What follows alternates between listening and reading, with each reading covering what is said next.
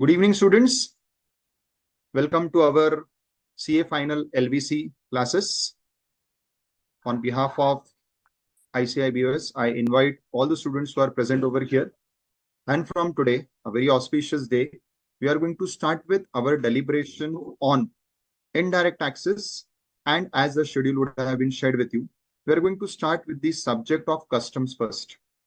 Now, as a chartered accountant, generally customs is a subject which is not much studied, not much even practice in our regular day-to-day practice. And also, generally as a chartered accountant in various domains that we practice or we take up the jobs, generally I have seen that we do not take up the customs as our forte. But dear students, let me inform you, customs is one such area which is a very niche area. As I already mentioned, because many people are not going into it, but because there is a lot of procedural part, very stringent procedures, lot of forms involved. That is why many people do not venture out towards the customs field. But dear students, I will request that if anybody is having this special inclination towards the procedural part, you should definitely think of taking up customs as your expertise area once you qualify. Okay. Now, we have a new subject at hand. So before I start any deliberation, generally I follow this practice that let us have some interaction. And anyways, even during the entire classes, I'll request that you all be connected with me live so that it will be more value adding for you, because you may be in a position to ask me your questions upfront, right? So I can see many students who are there on the live batch portal. So now I will request each one of you all that let us start having a straightforward discussion. So kindly unmute yourself. If you're not having the permission, you can just raise your hand. I'll unmute you, because we will have this session, or rather all sessions in indirect taxes, in a more discussion format, so that it will add more value to you. And also for me, I'll be in a position to understand what you are getting and what you're not getting. So our subject is customs, right? My first question to you all is, now you all have studied inters, you all have done articleship. So I'm sure you all are now well versed with taxes, and you all have studied many taxes till date. Many of the taxes you would have done in your offices during your articleship. Now I have a very important and interesting question for you all, for which I would request you all to unmute and answer. Now, certain taxes are named as taxes, like we have income tax. Earlier, we had the value added tax. Prior to that, we had the sales tax. Today, we have the goods and services tax. But certain taxes are named as duty. We had the excise duty. Today also, we have the central excise for certain specified goods which are not covered in GST. So that is a duty. We today also have stamp duty for all real estate transactions. And we have this tax which is called as customs duty. So there are both are taxes. Some are named as taxes, some are named as duty. Now, my first question to you all students is, somebody saying voice is very low. Am I not audible to you all students? Kindly confirm, because somebody just put a message that your voice is very low. Okay, thank you. Thank you. Still, if there is any problem, Tushar, kindly let me know. So, students, my question is, as a CA final student or as a professional, okay, I'll unmute you. So whoever has to give any input, you raise your hand, I'll unmute you. So my first question to you all is, I'm sure now you all would have been able to figure out what I'm going to ask next. My question to you all is, there are certain taxes named as taxes, there are certain taxes named as duty. Question is, what is the difference between a tax and a duty? You may unmute, you may just raise your hand, I'll unmute so that we can discuss and we can go ahead. What is the difference between a tax and a duty? Raise your hand, I'll unmute, and then you can answer. Okay, Oza, you're unmute. Hello. Good evening, sir. Have I pronounced your name correctly, beta? Oza? Sir, actually, Oja is my surname. Jeannie is my name. Okay, I'm sorry. Okay, Jeannie, please go ahead, beta. Tell me. Sir, please repeat once again the question. Simple question is, certain taxes are called as taxes like income tax, goods and service tax, and certain taxes are called as duty like stamp duty, customs duty. Excise duty. That I want to know what is the difference between a tax and a duty. Sir, taxes are we pay on our income, and duties Is are GST paid on your income? no, sir. So that is then not the correct answer, beta. Yes. Anybody else? Kindly mute. Once you have answered, you should mute yourself. Yes. Anybody else? Difference between tax and duty. Chalo, let me add some value to you all so that you should be able to know something beyond what is there in books and also what is taught in any other private coaching. Let us add some value because we are going to become the professionals of the subject of taxation. We are supposedly the topmost authority in the subject of taxation. So we should know some very basic things. Anybody else would like to add something? And see, don't worry. Right, wrong is nothing. As professional students, you are still in the learning phase. So even if it is going wrong, it is very okay. Just give me some input. Tax and duty. What is the difference? Also, just let me also inform you. It is not that something which is tax has always been tax. Like excise duty, even though we call it as duty, earlier it was named as duty. Later on, the name was changed to sen VAT.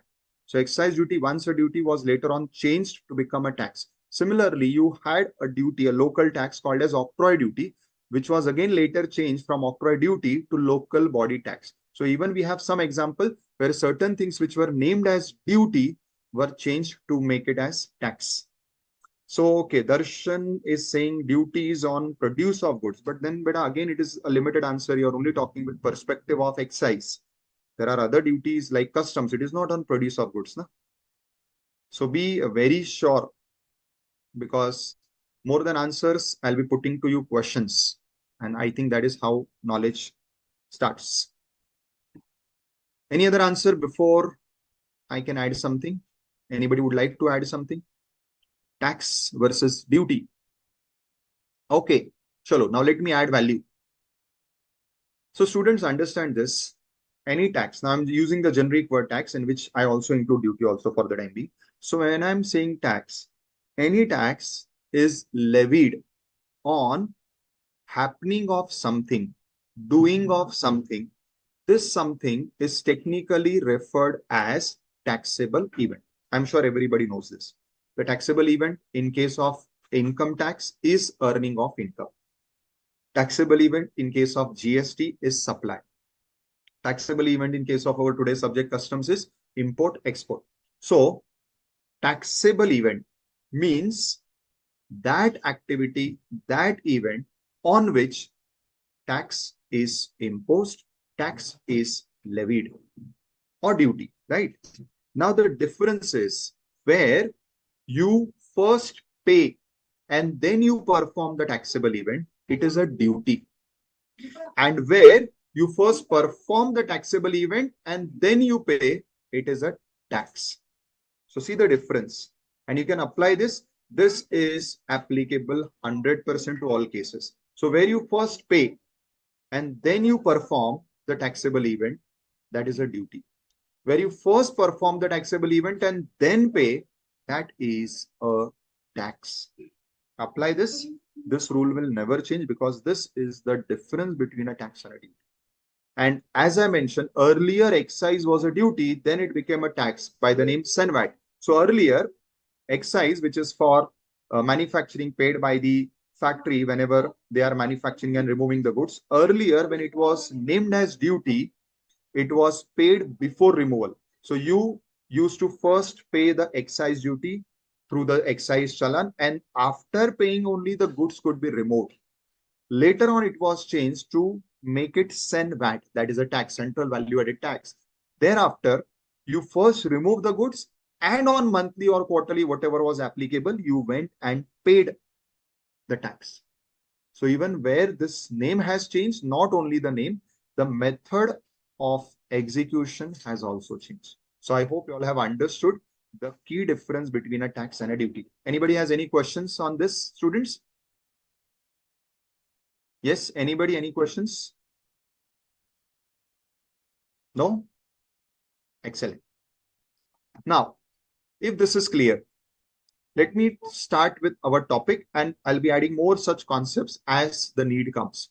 Now, our first chapter today is relating to levy of this new concept for all of us, that is levy of customs duty, right? Now, first, we all know that customs is for import export. Ayush is asking, sir, is there any one term for both tax and duty? See, generically, people call it as tax. So you can call it tax for both. But technically, this is the difference. And there is no other generic word for representing both tax and duty, right? Fine.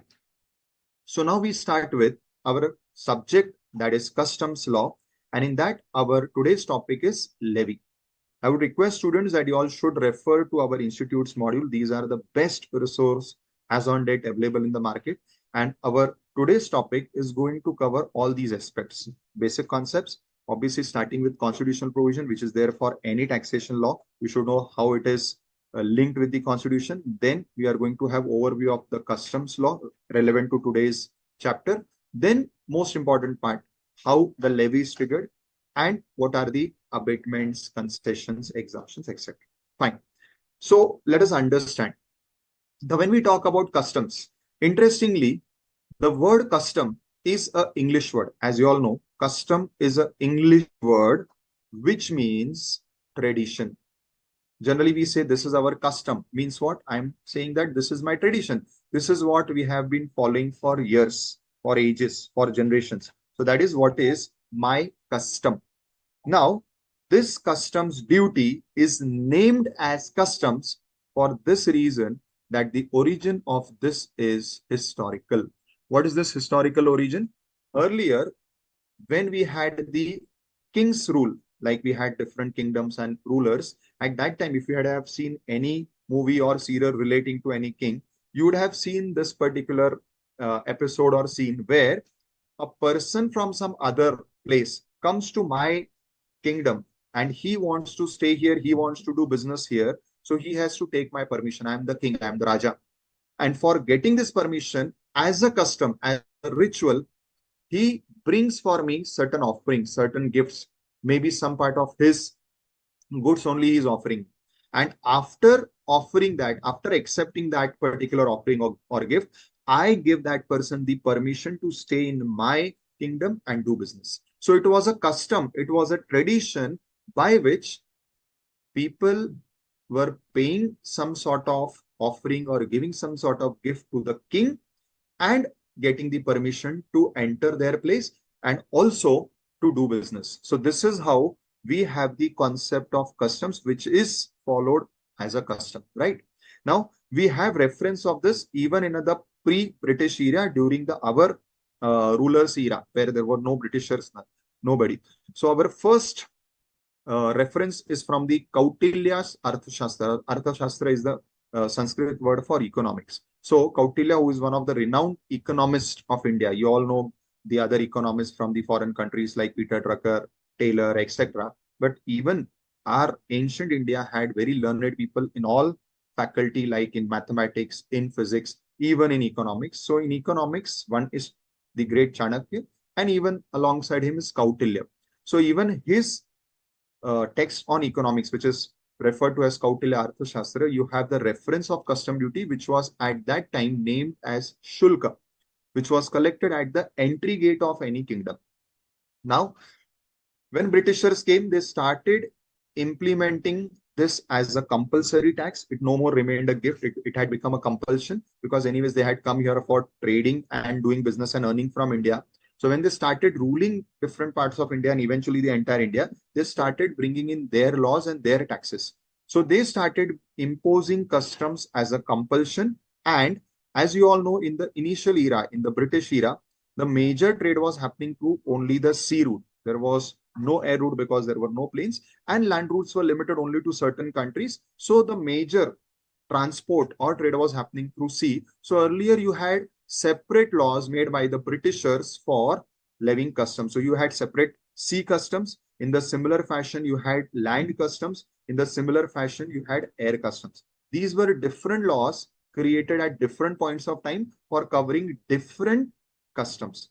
However, later on, post-independence, all these laws were merged into one single Customs Act, which is even the law today, and that was passed in the year 1962. So what we are referring today is, or what we are studying today and applying today is the Customs Act 1962. Now this act has amalgamated all these different sea, land, air customs law, which were passed at different points of time, covering different modes of transport. Now all have been merged into a single law called as the Customs Act 1962. Okay. Let me see. Somebody has put something in chat. Jeannie is saying, sir, whether the books I have related to May 24 exam, October 23 edition will be okay, or we have to prefer it from BS portal soft copies. Jeannie beta, see, it is both ways. One is you will be getting updated modules by the institute on the BOS portal. Until then, maybe you can use this, what we are having anyway. See, as a professional, we have to keep on amending our notes and amending our knowledge. So for the time being, the notes which are available, we'll be referring to this. And as and when any amendments or update comes, we will be switching to that. So for the time being, you use this. And then later on, whenever any update comes, we will switch on to that particular update. Yes. Any further questions, students, relating to whatever we have discussed? Perfect. Now, so I was explaining you the ideology of this customs law. So earlier customs law was for different trades, different customs law. Now we have a single Customs Act 1962. Now you can see one more name over here, that is Customs Tariff Act 1975. Now the question is, what is this Customs Tariff Act? Now, firstly, let us understand what is tariff. See, tariff means the rate which is fixed by government. So tariff is a generic word, which means a rate, a value which is fixed by the government. So we use this word tariff in many scenarios, like you have tariff for even the room rent is also called as tariff. Even some certain taxes are also called as tariff. Similarly, the customs duty is in the form of a rate. It is calculated either as a percentage or per unit. We are going to see that when we go to the next chapter. Now, originally when the customs law was made, we had limited number of goods on which customs duty was imposed because there was limited trade. Now, as the trade started expanding, we had huge number of items coming and going out of a particular country. So it was difficult to include everything in the Customs Act itself. So we delinked the rates from the customs law and we made a separate law called as the Customs Tariff Act. As you can see, the years are also different. So now you have two separate laws. So the custom law is the parent law, which covers all provisions relating to levy, exemption, procedures, everything. And you have a separate act called as the Customs Tariff Act. This Customs Tariff Act is basically for giving you the rates of customs duty. So you have rate for import, you have rate for export, and any changes in the rate, they make it in the customs tariff act. So it is in fact easier for them also because rates change, as you know, are very regular, very frequent. So instead of changing every time the main customs act, now they have to simply change the subordinate act or a smaller act, which is the customs tariff act. So now you have two basic laws relating to the customs. The main parent law is the customs act, and for rates you go to the customs tariff. I hope it is clear. Anybody has any doubts, questions, please feel free to raise your questions, right? Also, I'll request everyone to put your name so that if I have to speak to someone, I can address you directly. Like somebody has put the name as Zoom user, I'll request you better to kindly put your name so that it will be easy for me to address, right? Okay. Oh, something in the chat. Why they haven't made the rules instead of a new act? Oh, good. Now, this is a good question by Ayush. Ki, sir, when they have to give rates, why are the rates not given as a separate rule book? Like we have different rules. See, in customs also, in fact, in customs, we have so many rules. We'll be studying it when we go to respective chapters. So his question was that when we have to give rates, why are these rates not given as a rule and why are they given as a law? So please understand and appreciate the student. Now, this is a very interesting question and an important one. Who passes what or who makes what? Like the act is passed by the parliament and the rules are passed by the delegated legislative body, which may be government, or at times it may be the respective board, CBDT, CBIC, etc. So main parent provision is the law or the act which is by the parliament. Now, we have to decide, or the parliament has to decide, what powers they want to keep with themselves and what powers they want to delegate to government or to any board like CBDT, CBIC, SEBI, or any board. So here, when it comes to determination of rate, I'm sure, beta, you'll understand and appreciate rate is not something which you can delegate, because rate has a direct impact on the economy, rate has a direct impact on the trade. It also has a direct impact in case of customs with our international relations. Now, I cannot delegate it to the lower authority. That is why they have kept it with the parliament in the form of act and not made it in the form of rules. I hope I was able to answer you better. Fine. Any further questions with you all, students? Okay. Who is Mr. Dell? Kindly put your name so it will be easy for me to have a direct address with you. Okay, let us proceed then. Now, we go to the constitutional provision, starting with some basics. I'm sure you all would be aware, but let us reconcile. So you have Article 265, which is the first article which we always refer whenever we talk about taxation. It says that you cannot levy a tax until unless there is some law. So there has to be a law, and only on the basis of that law, any tax can be levied.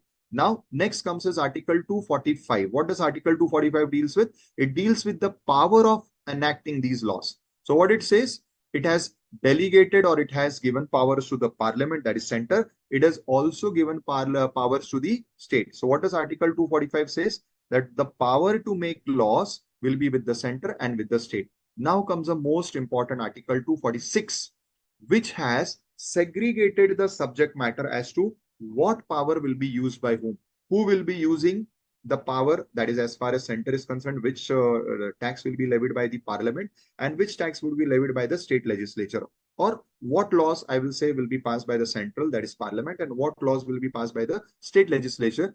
This has been divided, segregated via Article 246. And what does Article 246 says? Article 246 has done this by way of Schedule 7. I'm sure you all would have studied all this during your inters, but just a fast recap. Now, Article 246 refers to Schedule 7. Schedule 7 says that there would be 3 lists. So in Schedule 7, if you refer, there are 3 lists. List 1 is the central list or the union list, for which the parliament, that is center, has the power to make laws. Then list 2 is the state list, where the state legislature, that is each respective state parliament or legislature, will have power. And list 3 is the concurrent list. Perfect. Now, I have an interesting question to everyone, right? Now, let's see how many of you all can answer this. Now, this is my second question for the day. The first was difference between tax and duty. Now, the second is something about GST. Though our today's topic is not GST, but it is related to our subject of indirect tax. Now, you all have studied GST at inters. Now you are at finals. In between, you have done a lot of work in your office relating to GST. My question is very basic. We all know GST is a dual tax where center and state both are together levying the GST, and that is why every GST that you pay has two components, half of center, half of state. Now, my question is, under which of these lists GST power is covered? List 1, list 2, list 3. You may answer me in the chat. Which list covers the power for levying GST? Chandana says 3. Tushar says 1. Arun says 3. Samir 3. Okay. Yes, anybody else? Which of these list covers power to levy GST? List 1, list 2, list 3. Ginny says 3. Okay. Answer is none of these. GST is not covered in list 1, 2, 3, any of these lists. GST is levied by a special article, Article 246A. 246A has given joint powers to both center and state parliaments to levy GST. Now, my question is not this, or was not this, where GST law is given. My question is why?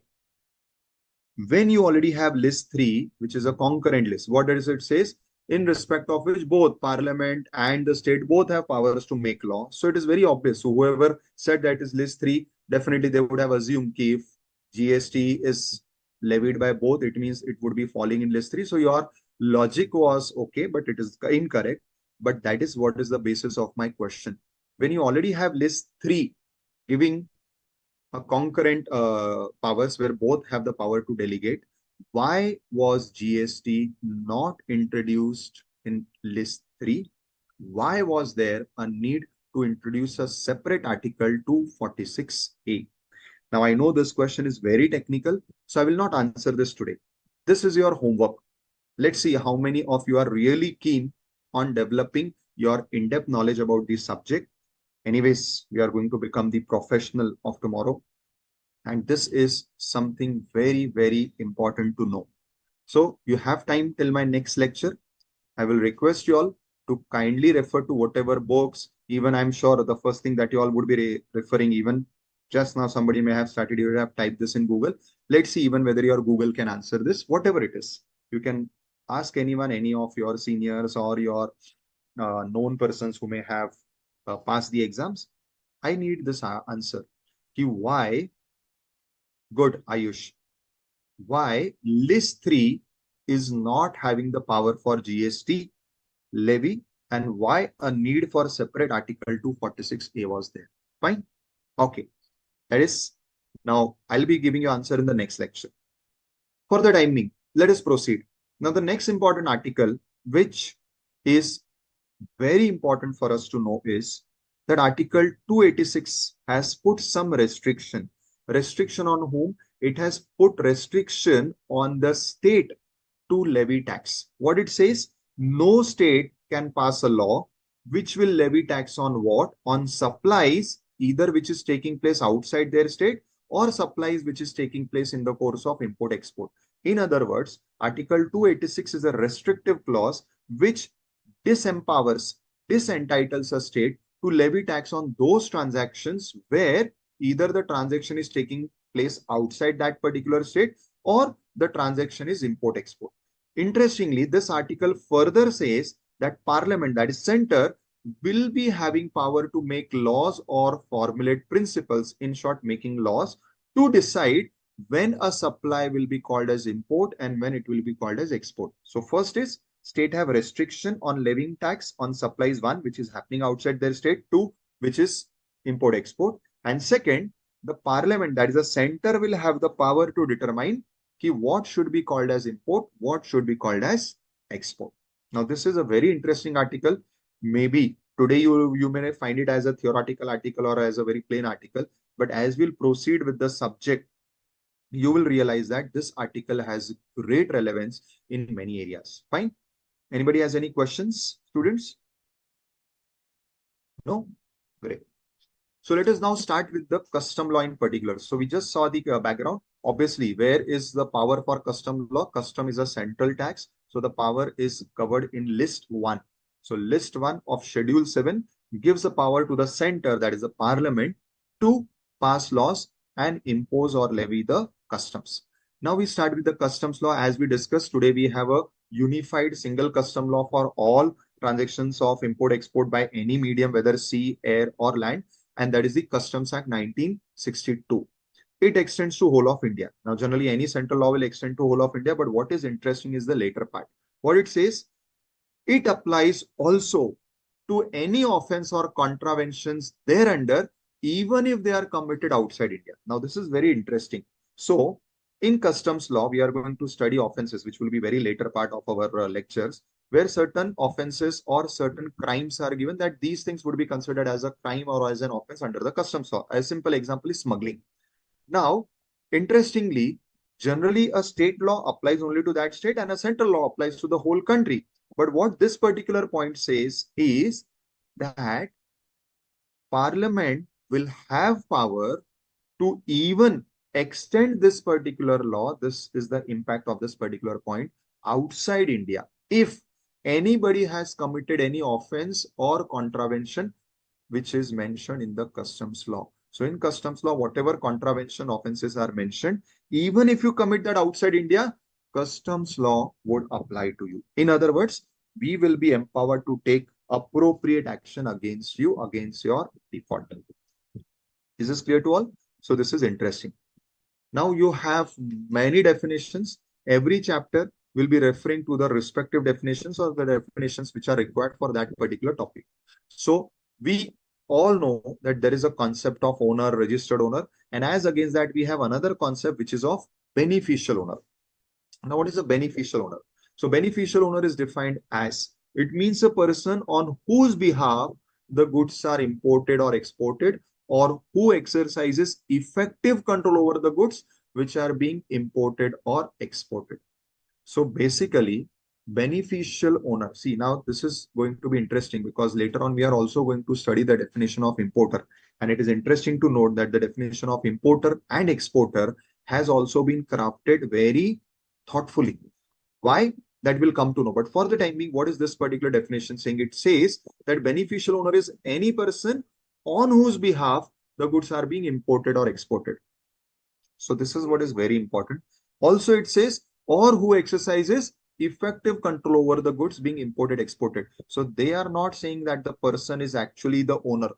He is a beneficial owner. Now, just for your understanding, anybody would like to know, sir, what is the difference between owner and a beneficial owner? See, owner is a person in whose name that particular asset is. He is called as the owner, registered owner, etc. Who is a beneficial owner? Beneficial owner is that person, maybe in whose name that particular asset is not standing or not registered, but that person is entitled to enjoy the benefits arising out of that asset. I'll give you a very simple example. The example is of a trust. So let us say I create a family trust, I create a private trust whereby I transfer all my private properties or whatever properties I own in the name of that trust.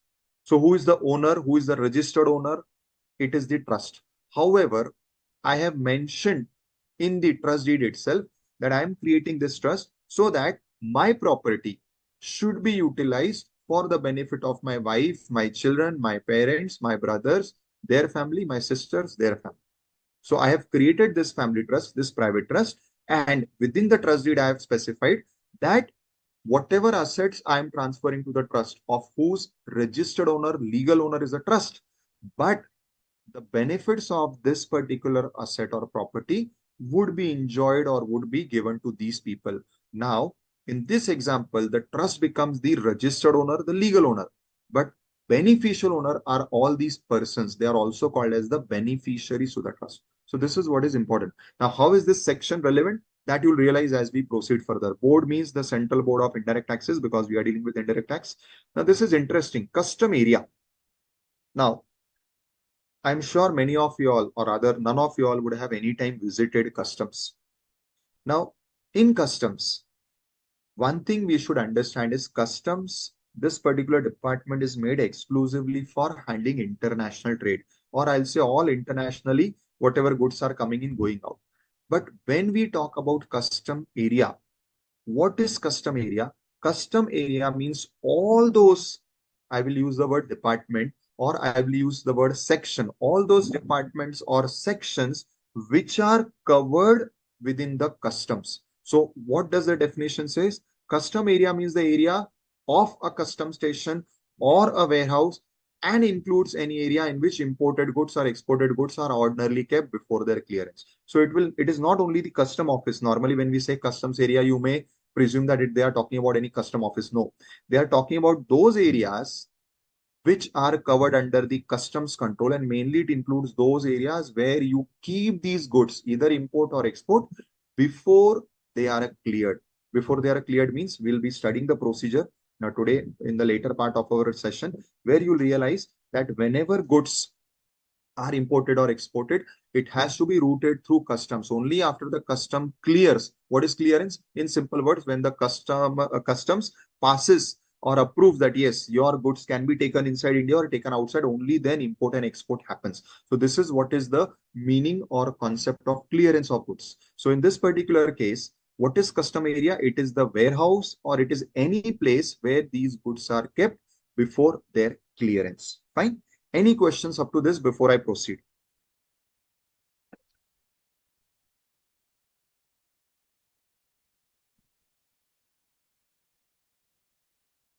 Yes, students. Anybody having any doubts or questions? See, let us make it more interactive. Otherwise, customs is such a subject after a period of time, it may get very heavy on you. So let us start interacting. So give me your inputs. You may discuss with me anything relating to the subject. You may also discuss with me something which may relate to in general constitution. Let us do some interaction before I proceed. Chalo, share with me any of your experience if you have any relating to the subject of customs. Anybody has done anything in customs? Any work relating to customs, visited any customs, done any procedure in customs? So custom areas are nearby port airports. Oh, good question, Ayush. You can say so, but as we proceed with the subject, you'll realize that a custom area can be very well within city and it can be exactly next to your house or your factory. Now I have a question by Mr. or Miss Dell. So I'm sure, sorry, but I have to address you by this name because you have not mentioned your name. So whether ICD and CFS forms part of custom area. CL Kishore. Acha, I think this is your name. Okay. So whether ICD, CFS exactly. Now, just for students who do not know, what is ICD and what is CFS? ICD, CFS are abbreviations where ICD is Inland Container Depot, CFS is Custom Freight Station. Now, these are those areas where goods are kept. Achha, chalo, I'll give you a practical example. What is this practical example? In movies, many times fight scenes are shot at this particular place where you will find many containers kept. And around those containers, certain fight scenes are shot many times. Some smuggling type of things are also shown over there. So those areas where all those containers are kept are the custom areas. Like somebody has mentioned that it is the Inland Custom Depot, ICD, right? So those are the places where these goods are kept, and these places are called as the customs area. Perfect. Yes. Anybody else has any inputs relating to customs or relating to import export, anything? So let us make our session a bit interactive.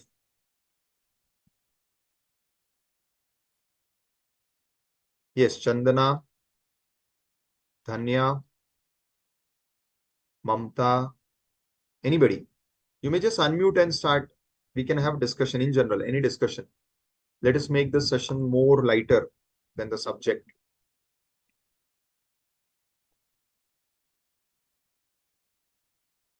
Yes, students, anybody, please unmute. Any inputs you have, any questions you have. Yes, Chandana, can you unmute yourself? Somebody has put scope of chartered accountant in customs. I mentioned at the start, Arun, if you remember, I mentioned that 99.99% are not practicing in customs, but it is a very great area of practice. The only thing is it is very much procedure driven. So amongst you all, whoever is good at procedural part, who likes handling documentation and doing a lot of procedure based work, you should definitely plan for customs practice. It is a very great area of practice, very lucrative area, very highly paid profession.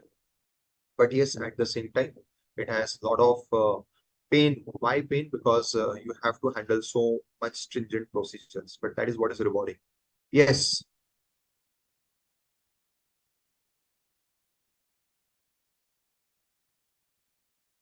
sir, when any company has its own warehouse or port, then how they port their goods custom department warehouse? Okay, chalo, I'll do one thing.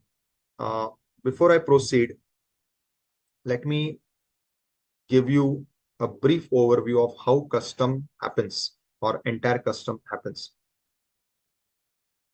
Ayush, but I have a lot of practical experience relating to custom work. But the problem is, until unless you all know basics, na, it will be very difficult for you all to understand those things. So I'll tell you a very, in the form of a story, I'll tell you how custom procedures work. I think that will add good value to you all. Now, see, let us just visualize that there is a ship which is coming from UK, right? So a ship is coming from UK to Mumbai port, where goods, it is carrying some goods or it is carrying passengers, and the ship is going to dock at the Mumbai port. Now, how does custom procedures work? The ship, which is UK based ship, which is coming from UK to India, it may be touching different other ports on the way. It may not be coming directly to India. It may be coming through different ports. Cannot directly come to the Indian port. Before it is coming to Indian port, in fact, even before it is entering our territorial waters, it will send a request to our custom authorities, our port authorities, and both are different. Customs is different, port is different. What is this request? First request is to the port authorities seeking their permission that whether the port is vacant for me to bring my ship. Is there the parking space? Actually, parking is the wrong word for ship. It is called as berthing or anchoring. But just for simplicity, I'm using the word parking. So it first takes permission from the port authorities whether this is the appropriate time where I can come and I can park my ship so that I can unload the goods and passengers. Now, this permission is a very basic thing. It is taken well in advance. But the second permission, which is one of our very important concepts in custom, is called as the permission of entry inwards. This permission will be given by the custom authorities of that port. So what is this word? The word is entry inwards. Very soon we'll be studying that even in the definition, and we'll be seeing that in the procedures also. What is this entry inward permission? Entry inward permission is you are coming from a particular country, like in my example, you may be coming by a route which is touching different other ports, either in UK or in their other countries also on the way. Now, in this particular case, you are carrying goods, you are carrying passengers from different places. Our country may have certain restrictions, certain prohibitions on entry of certain goods in India or on entry of certain persons in India for all reasons, health reasons, security reasons, etc.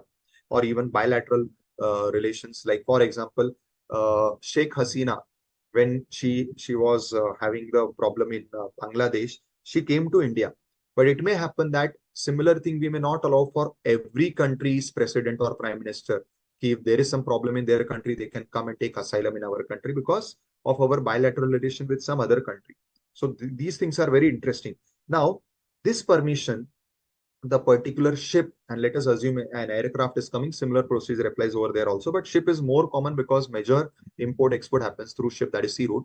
So it will ask the permission from the customs that whether we have the permission to entry.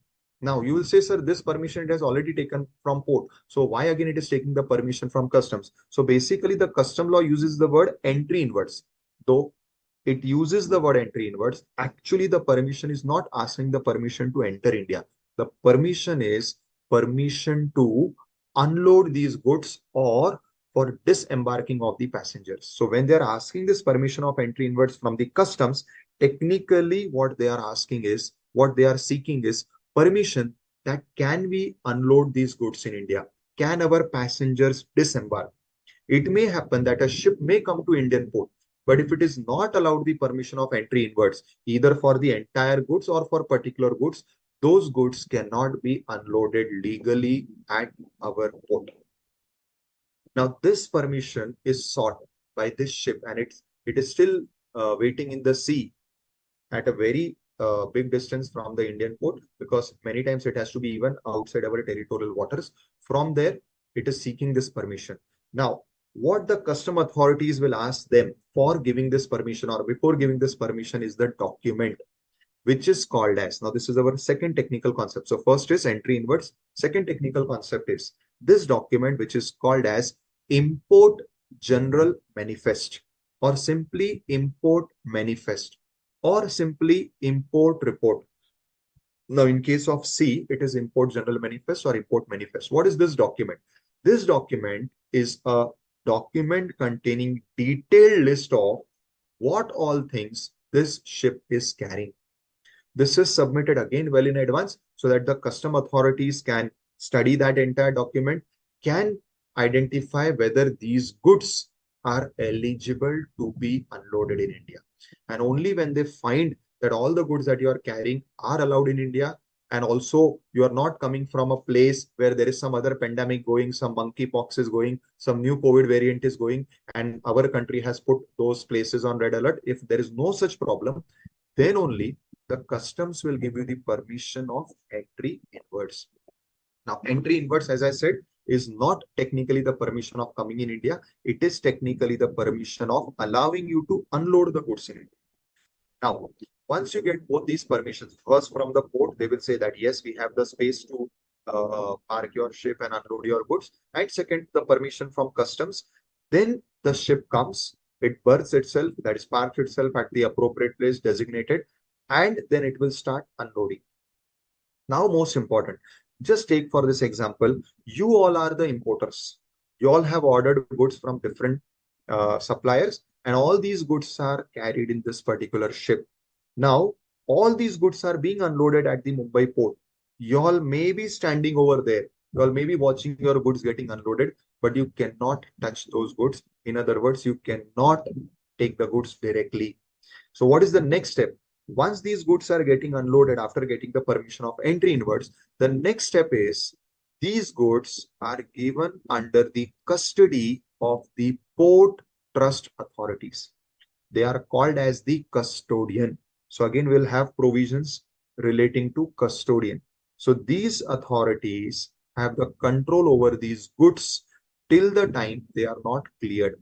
So once these goods are unloaded, it is not given to the importer directly. They go into the custody of the custodian, who generally is called as, or who in generally in case of seaports is the Port Trust Authority. Now, you are the importer. You want these goods because they belong to you. Now, when you want these goods, here starts the custom procedure of getting these goods cleared. That is getting the goods from the customs department. Now you go to the customs office, you go to the customs department, wherever their office is in that particular port, and you make an application. Now these applications all are now electronic, but just visualize for simplicity of understanding that you make a physical application. Obviously, it is now online. You go through their portal and do it from the portal. So you make this application. What is this application for? This application is asking the customs to do assessment of the duty and clear the goods. This application is called as bill of entry. Now see, all these are technical terms relating to customs, and these are the terms which we'll be using at different stages. So this particular application which you have given for asking them to give you the goods, this application is called as the bill of entry. Now, what are you doing through this bill of entry is you are asking the customs ki baba, now my these goods have come to India. Kindly do the assessment, make the computation, tell me how much duty I have to pay, I'll pay and give me my goods. This is the clearance procedure. Now, once you make this application, now interestingly, this bill of entry can be filed anytime. You may even file it before the ship has arrived. And many times importer do this so that the moment the ship is arrived and the goods are unloaded, by that time, they want this procedure to be done so that they can immediately get their goods. So this application, bill of entry, can be filed even before the arrival of the ship in India. Now, along with this application, obviously, you have to give all the documents which will give the proof that, okay, these goods belong to you. So you'll give the invoice, you'll give the landing copy, so many things, letter of credit, whatever documents you have. And these documents are now checked. They will match this particular from the Import General Manifest, IGM, because again, in the Import General Manifest, originally, the ship master had also submitted the details of the goods the ship is carrying. So they will check that whether in IGM, these goods are mentioned. Once these matches that, yes, correct, your goods are mentioned in IGM, it means these goods have come from this particular ship. They will check your ownership and all documents.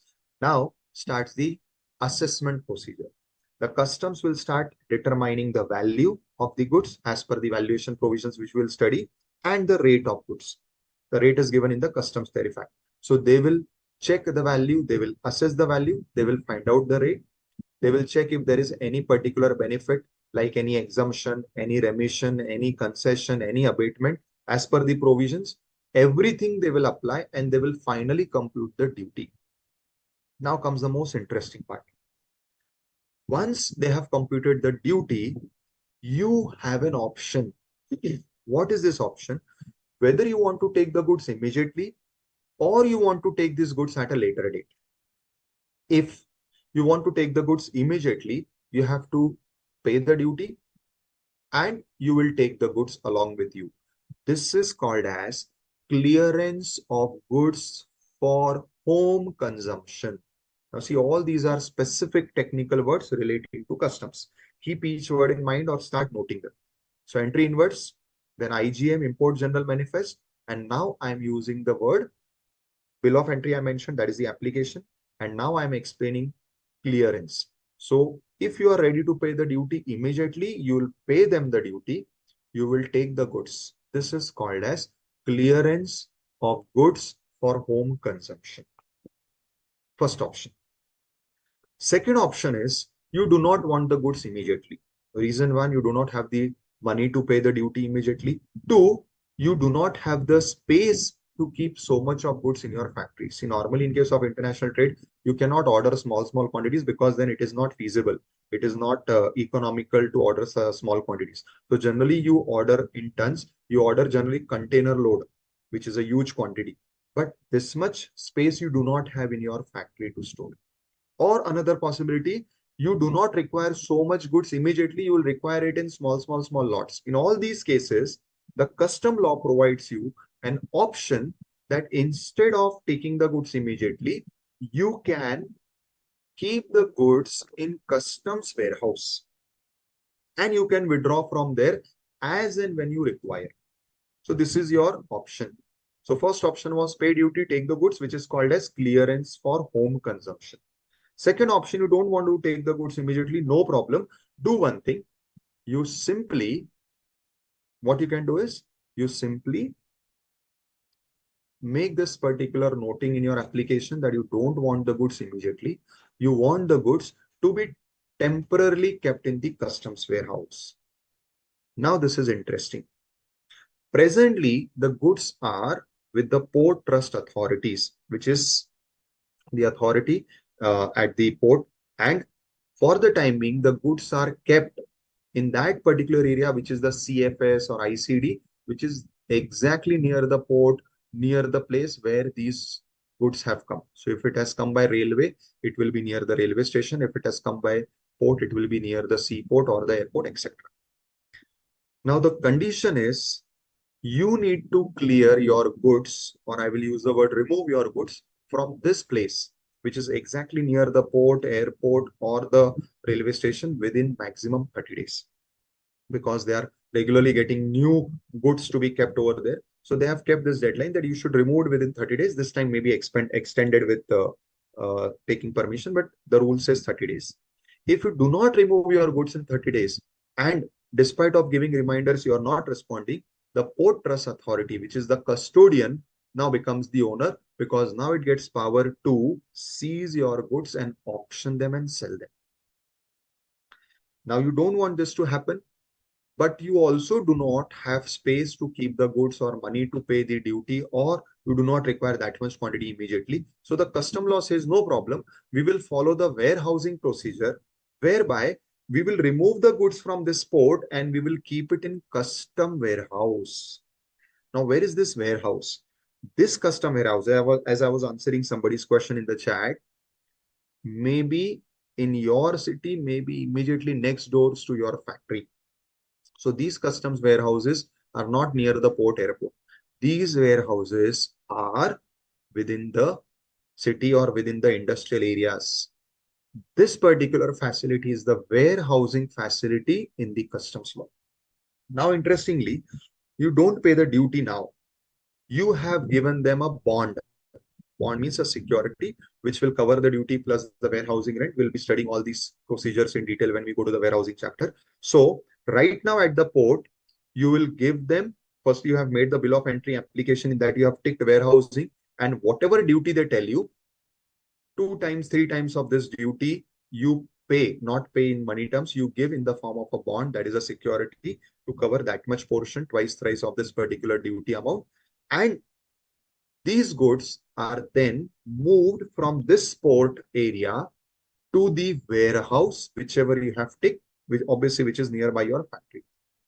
So at least these goods are removed from here, so that 30 days deadline you have honored.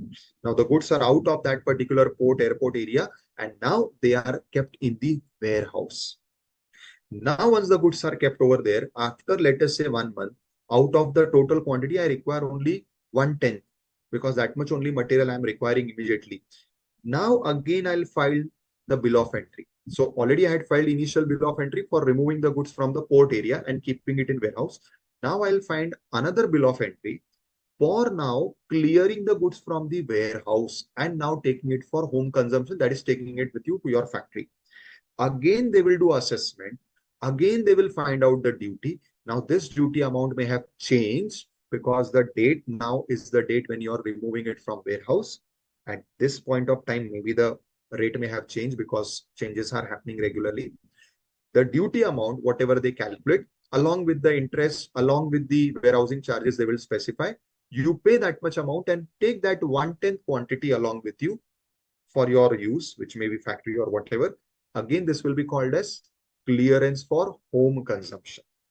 But the point is, here you have to again file bill of entry. So you have two bill of entries. First, which was filed initially for removing the goods from port and keeping it in warehouse. This bill of entry is called as into bond bill of entry. And now the second bill of entry which you are filing for removing from warehouse is now called as ex bond bill of entry. Now in both these, the word bond represents the warehouse. Why? Because I just mentioned, when you wanted to remove the goods from the port and keep it in the warehouse, you were supposed to give a bond. That is why the warehouse, the custom warehouse, is also called as a bonded warehouse. And hence the first bill of entry was called as into bond bill of entry, because now the goods were going to go inside the warehouse. And the second bill of entry is called as ex bond bill of entry, which is for removing the goods from the warehouse and taking it to your factory or home, wherever you need it. This is broadly the custom provision. This is very, very broad. There are a lot of nuances, lot of intricacies, lot of detailings. We will be going that one by one. But this is the broad overview of the procedure. So this maybe would set a tone for our discussion and for whatever we are going to study. Chalo. Anybody has any questions or doubts? Vignesh has put, sir, is custom duty, import duty same? See, custom duty is a generic word, Vignesh. Within that, you have import duty and export duty. So that way you can say customs and import are one and the same. Generally, you would have heard this word custom duty for import only because majorly duties are levied on import. Export, majority goods are having no export duty. Only very limited goods are having export duty. So generally for import only, we use the word custom duty. So custom duty is the generic word in that you have import and export both. Fine. So you can say so that it is used synonymously.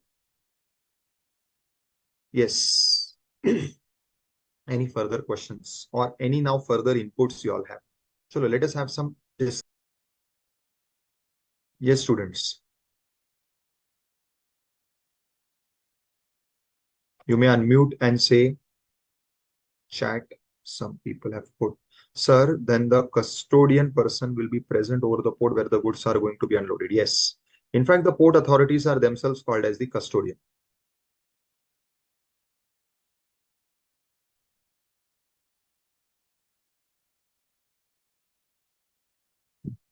Yes. Anybody?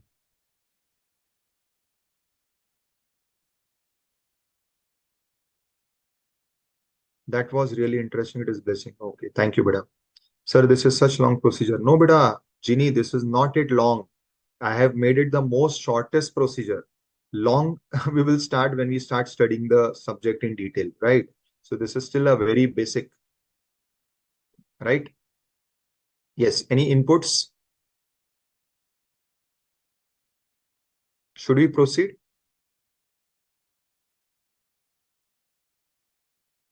Fine. Okay. Perfect. Thoda interact karo. It will be easy for me also. Yes, you can interact in any language, not a problem. I'm having some restriction that I need to use majorly English, but yes, for your questions, I'll even I respond in vernacular language. So that is not a problem for me. So, but start interacting. There is no compulsion you should use English only.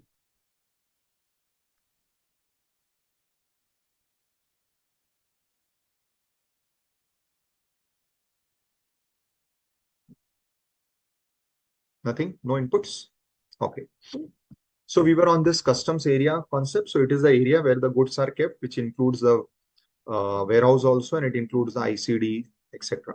Then custom stations, it means the custom port, airport, international courier terminal, foreign post office, or land custom station. So basically, what is the custom station? It is the place from where either the goods will go out or come inside. So it may be the port, that is a seaport, or the airport, or the courier terminal from where couriers are sent outside, or the post office from where posts are sent outside or brought inside, and the land station. So station refers to that place from where these goods are going out and custom area refers to the place where these goods are kept before they go in or out. So you can understand it like this.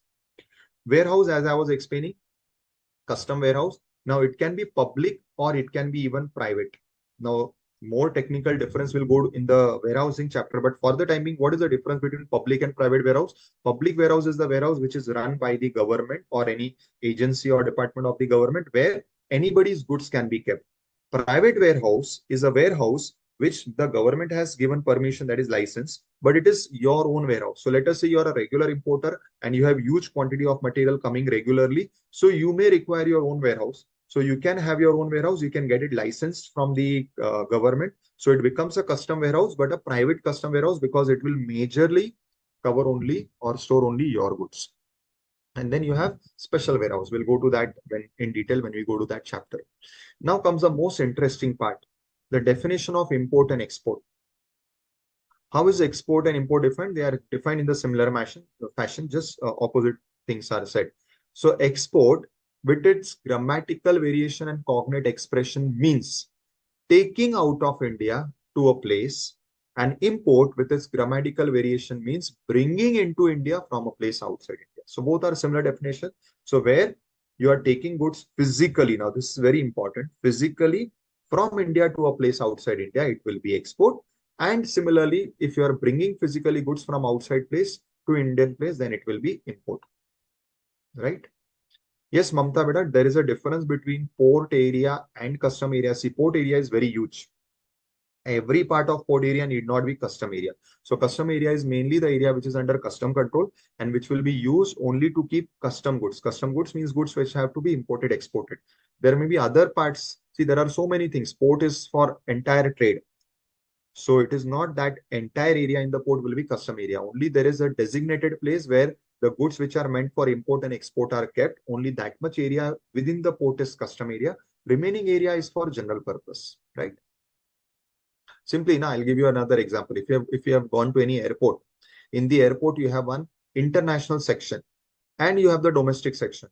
Now, if you're not traveling to international, then you will never be allowed to get inside the international section, right? So you can presume that in a port also, there are two sections. One is for common, for anybody can go and come. And then there is the section which is exclusively for the customs, where only designated people can go, right? Now, more interesting is, in both the definitions of import and export, they have referred to the physically taking outside or physically bringing in. What? India. Now, question comes, what is India physically? Now, right from our childhood, we have drawn the maps of India. We have seen the maps of India. And generally, what impression we are given is that India means the land portion, like how you see in the south, we have Indian like this, India's land territory like this. Now, we are generally given the impression, or at least I was understanding before I read all this, that India only means the land portion. But later, when I started studying taxation laws, I studied constitution, I realized that India is not only the land portion, it is also some part in the sea, some part in the air. Now, what is India here? For the purpose of customs, India includes the territorial waters of India. Now, from here, it is going to be very interesting. What is territorial waters? As per this particular act, territorial water, continental shelf, etc., whatever is this act, it says that from the land portion, which they have mentioned as the baseline, up to 12 nautical miles into the sea is India. So even into the sea, up to some portion, you have the Indian boundaries, Indian territories, which is very much our own territory. No other country has any rights over that. That is what is the territorial waters. Now, interestingly, in customs, we have another concept called as the Indian custom water. So one is our territorial waters, territorial boundary, which is up to 12 nautical miles in the sea. What is our custom boundary? It says it is the water extending into the sea up to the limit of exclusive economic zone. And how much is exclusive economic zone? Exclusive economic zone is up to 200 nautical miles in the sea. So custom waters is up to 200 nautical miles in the sea. That is, it is up to the exclusive economic zone area. Now, if there is no exclusive economic zone, because exclusive economic zone are designated zones only in particular parts, not all parts in the CR exclusive economic zone. So where there is no exclusive economic zone, then custom waters will be extending up to 24 nautical miles. But generally, many parts are exclusive economic zone, so that is up to 200 nautical miles. So our custom waters, that is our custom boundary, is 200 nautical miles. Now, if somebody will ask, sir, what is the difference between the territorial boundary and the custom waters? The answer is, for all political purposes, for all taxation purposes, our boundary is 12 nautical miles. For all purposes, all legal law related purposes, whether it is taxation or politics or security or international law, India is 12. But there are specific agreements with international bodies where internationally we are allowed to do some economic activity in water, not only every country. In fact, we have a lot of problems happening in the South China Sea. Majority of this, or we have the problems with Maldives. Why the problem is there? Why China is trying to get control over these countries? Because there is a lot of reserves in the sea which China wants to control.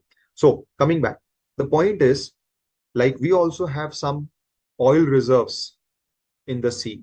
We many times we identify so many reserves. So when I want to exploit that reserve, I want to use that reserve, I want to extract that particular resource which is there beneath the seabed, I am supposed to take permission internationally. I'm granted that permission, and then within that much range, I'm allowed to do that specific economic activity only. That is why it is called as exclusive economic zone. So that is not becoming your territory. It is not your territory for any purpose, but only for that one economic purpose which for which you have taken permission. Like, let us say extracting the crude oil. So you drill down and you extract the crude oil. Only for that purpose, you are allowed to use that area. Otherwise, it is international waters. So that is why it is called as exclusive economic zone, because that is given to you only for economic purposes, no other purpose. Now, why custom waters is beyond 12 nautical miles? Because once economic comes, duty comes. So that over there, any duty incidents can be taken care of. That is why the custom water extend up to that much place. Now you'll say, sir, then what is the relevance of this word custom waters? It means that custom authorities will have powers to exercise all their powers up to 200 nautical miles. So a custom officer can go and can check a ship or can check anything which is there within this exclusive economic zone. It can use all its powers which are given in the customs law. This is what is the relevance of the term custom waters. Now, what is this nautical mile? They have even given conversion for our knowledge purposes. So it is roughly 1.852 kilometers. One nautical mile is 1.852 kilometers, virtually as good as you can say 2 kilometers. So roughly around 1.8 kilometers, or roughly let us say approx 2 kilometers, is one nautical mile, right? Now, this distance of 12, 24, 200 nautical miles is measured from the baseline. What is the baseline? It is the lower water mark along the coast. So it is somewhere just when the water starts, there is one particular place from where maybe you can say that, okay, from here actual sea has started. Initially, we have some very shallow waters that is not there. So once the major sea starts, that is what is our baseline. What is the continental shelf? Now, this is interesting. Continental shelf is that part of the sea floor. So it is the seabed adjoining a landmass where the depth gradually increases before it becomes ocean. So see, as you go deeper into the sea, slowly, slowly, slowly, the depth starts increasing, and the actual ocean, it starts after some distance. That much portion till the place where the actual depth or the actual ocean has not started is what is called as the continental shelf, which is generally again that 200 meters mark, right? So these are some very interesting points. Yes, Jeannie Beta, you have put some message. Yes, sir. I didn't get this. So that is what is continental shelf. So continental shelf of India extends beyond the territorial waters because it is up to 200 meters throughout the natural prolongation, etc., etc., and at a distance of 200 nautical miles from the baseline. So it is within that particular distance, right? So this is all background about the customs. Fine. Chalo. Tell me if there is any questions, doubts that you all have up to whatever we discuss. Anything you want me to highlight, anything you want me to clarify further, any doubts you have, please let me know.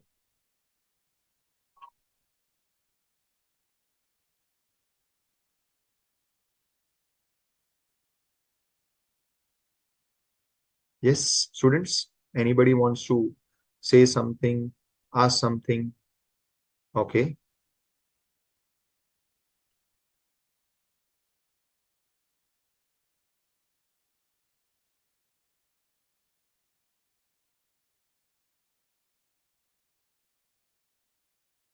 Why custom was not amalgamated as other indirect tax? Good question. So when we brought in GST, we amalgamated majority of the indirect taxes, 17 of them to be very precise. The question is why we did not merge customs. See, please understand one thing. GST is brought in to mainly address the domestic taxes. Yes, we also do levy GST on import, but that is for a different reason. Mainly GST is for all intrastate and interstate supplies. So it is mainly for the domestic taxation. Customs is for international taxation, and when it is customs, many times many other factors comes in besides taxation. So please understand, students, custom law is not only for collecting tax. Custom law is also for exercising control, exercising some restriction, because we are dealing with international. We do not want everything to go outside India, and we do not want everything to come into India. So customs also play the role of that safeguarding of what is going out and what is coming in. So customs law is also from the perspective of the control. So that is why you cannot merge. See, GST is purely an economic law. It is only for taxation, and customs law is also for other aspects, security, control, keeping a watch, etc. That is why it is anyways not possible to merge customs and GST. Fine.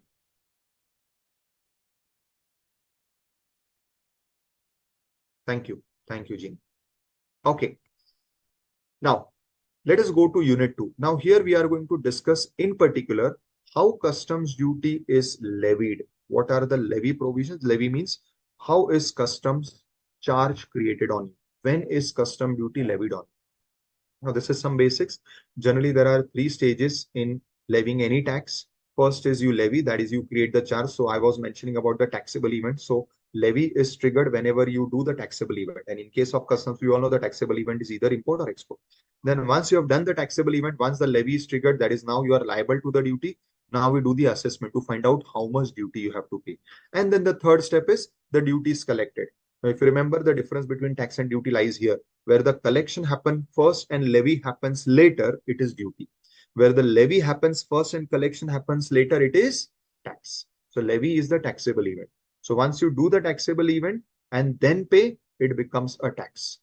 First you pay, that is first collection happens, like in case of customs. First I pay import duty, then I collect the goods. Then only I can take the goods inside India. That is why it is a duty. Fine.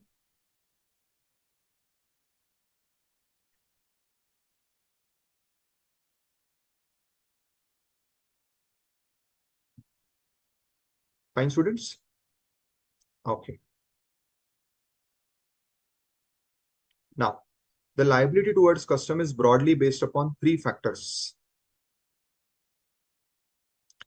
Ginny will come to everything. What is the time limit and everything we are going to study. That is only what we are going to study in detail. So, the liability towards custom is broadly based upon 3 factors. One, the goods, the procedure, the exemption. So now when you want to do the calculation or you want to determine how much custom duty is payable, the first thing is to determine the taxability. So you have to check whether it is goods or not, then what is the point, under what circumstances, etc. So all this is about the levy part. And then comes the procedural part, all the documentation part, etc. And finally, you have to check if there are any concessions, exemptions given, etc. Now, The custom duty is considered to be levied on goods and not on persons importing the goods. See, this is a very interesting point or very important point, I will say. Any indirect tax, not only customs. This is the difference between a direct and an indirect tax. Direct tax is levied on the person. Okay, you may compute it on my income, on my wealth. That is a different thing, but it is levied on the person, and that is why we say direct tax cannot be shifted. Why you cannot shift it? Because it is on me. So if you read a charging section of income tax law, section 4, you will find that they are levying the tax on me. Okay, it is on my income, on my wealth. That is a different part, but it is levied on me. But if you read the charging section of customs, you read the charging section of GST, nowhere it is said that it is on me. It is on the supply of goods service in case of GST. It is on the import export of goods service. But if you read income tax, it will say it is on the person's income. So it is on the total income of the person. So person is made liable. And that is why in case of any direct tax like income tax or earlier wealth tax and gift tax, I cannot pass on the burden to others because it is on me. But in case of indirect tax, when you have levied the tax on the supply of goods, once the goods are supplied to you, the tax which is on the supply of the goods, in other words, it is on the goods or service. Once I pass on the goods service, the tax passes on to you. Same as in case of import export, the tax is not on the importer exporter, it is on the import export of goods. So that is why this tax burden can be on any person who claims himself to be importer. Now, this is what is very interesting. When I was discussing with you the definition of beneficial owner, I said that we are also going to study a similar concept when we are going to study the definition of importer exporter. So what is interesting to note from this para also is that the duty is not on the importer as it is on the import of goods. And this can be shifted. How? We'll study as we process. Now, charging section for customs is 12. For GST, it is 9. For income tax, it is 4. Now, what is the charging section? Charging section is a section which creates the levy, which tells you who will have to pay tax on doing what. So what is that particular taxable event that when you do, you will have to pay tax. This is what is given in the charging section. Now, let us understand the customs charging section. What it says? Except as provided in this act. So the charging itself starts with exception. It means that there are many exceptions given in the Customs Act itself or any other law. So interestingly, the customs charging section itself says that whatever I am going to now levy tax on, there could be exceptions in my own tax, and also there could be exceptions in other laws. So customs charging section is not 100% foolproof that, okay, if it has said that tax will be levied on import, always it will be levied. No, there are exceptions. In fact, these exceptions in the customs law, we are going to study today itself. So except keeping those exceptions aside, duties of customs will be levied on the rates which may be specified. Now, where these are specified, I already explained, these are specified in the Customs Tariff Act. So for the rates, you go to Customs Tariff Act, or again, any other law for the time imports. Like at the time of import, you also pay IGST, but the rate is not specified in the Customs Tariff Act. For that, you go to the GST law. So that is why they have said for all custom rates, either it will be the Customs Tariff Act or it may be any other law like the GST on goods imported into or exported from India. So basically, what does the charging say? Says we will be levying the duties of custom on doing what? On import or export. In this whole charging section, you will not find the reference of importer, exporter, or person. Why? Because these taxes are not levied on person. Fine. Now, interestingly, what it further clarifies, this provision to subsection and also says that in respect of all goods belonging to government, this charging provision will apply same as it applies to goods belonging to non-government. In other words, whether government is importing or any person, private person is importing, the law is same. Means the law has made no distinction between import by government or by non-government. So even government making imports is firstly covered in the charging section. Yes, later on it may enjoy some exemption, some concession, that is a different. So government is kept at par. So again, they have explained all this, that what does the charging section says? Firstly, it is creating levy on import export. then it is having some exceptions where the custom law itself will not be levying tax. We are going to study this, and the rates are given in the Customs Tariff Act, and government is treated at par with private persons. Now, we analyze this charging section in more detail. First is, as we saw, the tax is not on importer exporter. So it is not on person, it is on the goods. Fine, that is okay. Now the most important point, what is the levy? What is the trigger when this customs will become applicable? It is the import or export. And we already saw the definition of import export earlier. Let me now take example of import, because as I said, export majorly is not having tax. Only few goods are having export duty. So we talk only about import. How was import defined? Import was defined as bringing into India from a place outside India. Now it appears very simple, but now I'll tell you a very big controversy. What was this controversy? So when this customs law was enacted 1962 and this charging section came into existence, it said that whenever goods are brought into India, customs trigger. And now recall the definition of India. India is the territorial boundary, which is 12 nautical miles in the sea. 12 nautical miles is roughly 2 kilometers into 12. So it is 24 kilometers into the sea. So from your coastline, from the baseline, you go up to 24 kilometers roughly into the sea. That is where India starts. Now, this is going to be interesting. Now, when this particular law in 1962 started, it so happened that in one case or on one particular day, a ship which was coming to India, it entered that 12 nautical miles boundary. Now, please remember, there is no physical boundary. It is impossible to keep a boundary in the sea that deep. In 24 kilometers from your baseline, there is 12 nautical miles. So there is no boundary, there is no marking, no fencing, right? A ship entered that, but through their compass and all, they come to know that they have entered the Indian waters.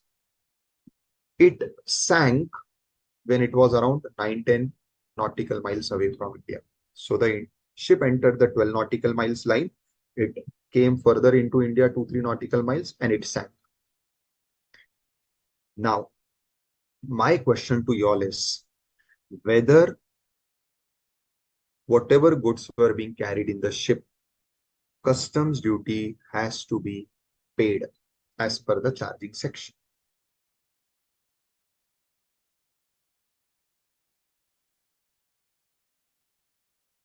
Yes, students, whatever you have understood till now, as per the knowledge, as per the discussions we had till now, what do you think?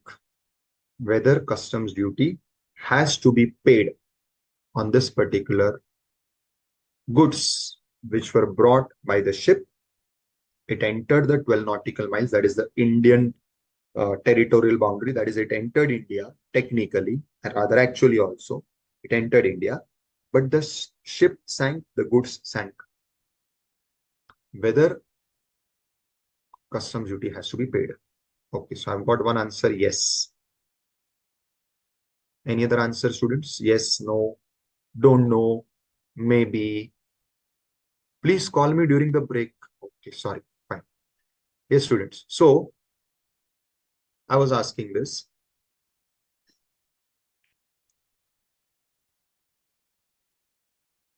What is your thought process on this? Whether, okay, I've got one answer, no.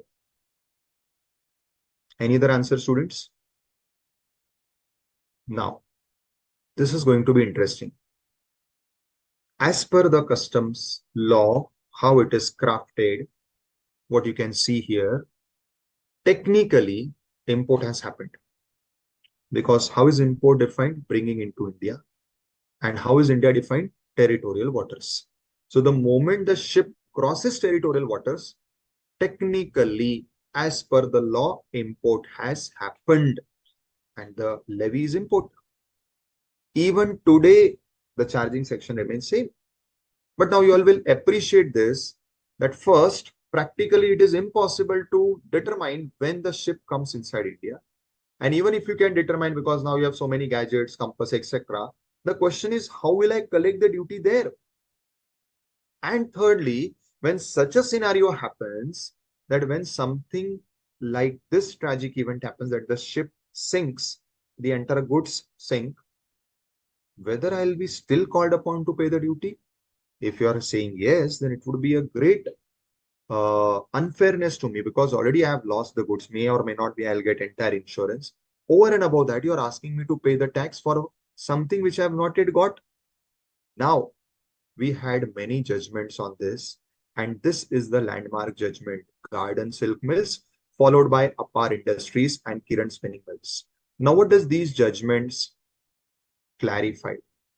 See, I'll read out what is given over here. Honorable Supreme Court observed that import of goods commences when they cross the territorial waters. So, what did final conclusion I arrived after all this practical this scene? What happened, and when the matter went to the Honorable Supreme Court? Honorable Supreme Court said that okay, I interpret the law, but the law has to be interpreted in a more practical sense. So now, how this law operates or how it will operate? Import will start when the ship will enter that 12 nautical mile line. So import has started, no problem. But it will not be completed. In other words, the taxable event will not be said to have achieved then. The taxable event will be achieved only when these goods reach the custom boundary. And most important, the bill of entry for home consumption is filed. In other words, only when you clear the goods from customs, only when you take the goods from customs, the actual liability will trigger. So now this is the current position that the law is so interpreted. See, they have not changed the charging section. The charging section is not using this language what we are studying. The charging section still remains same. It says import of goods into India is levy. But it has been now interpreted by Honorable Supreme Court, repeated in multiple decisions. There is no counter judgment on this, which says that import will start when ship enters that 12 nautical miles, but it will not be concluded. Liability is not finalized. Liability will be finalized only when you clear the goods. And how do you clear? By filing the bill of entry. Similarly, when the goods are kept in warehouse, you remember I had mentioned the warehousing procedure. So when you take the goods from port and keep it in warehouse, don't pay the duty. And that is why I said we will not pay the duty, we'll give twice or thrice amount bond only. Because again, you have not taken the goods. The goods are still in the customs control. See, custom warehouse means the warehouse which is fully under custom control. It is under the lock and key of customs. Even your private warehouse, which is licensed, is always under the lock and key of customs.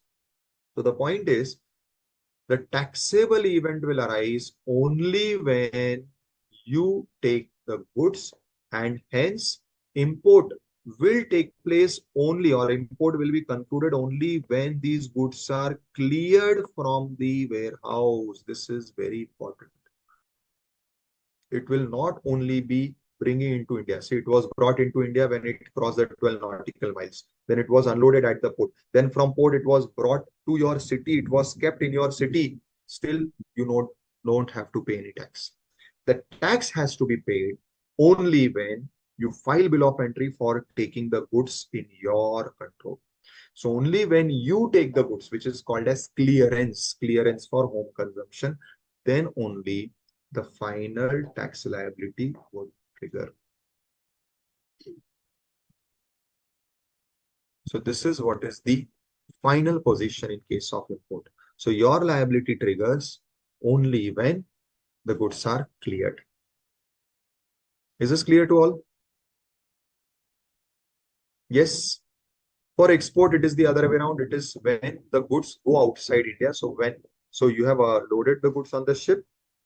When the good crosses or the ship crosses your 12 nautical miles, we will say export has happened. But anyways, no much deliberation is done on export, because anyways, as I said, in major cases, export, there is no duty. Yes, export, there is a lot of deliberation, because on export, you get many benefits like drawback, concessions, refunds. So at that time, this export point is relevant, and that is where the goods have gone out of India. Correct, students? Fine. Great. So let us do one thing. Let us have a 5-7 minutes break. So it is around 7:30.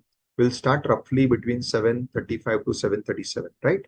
Next 5-10 minutes are break. Thank you.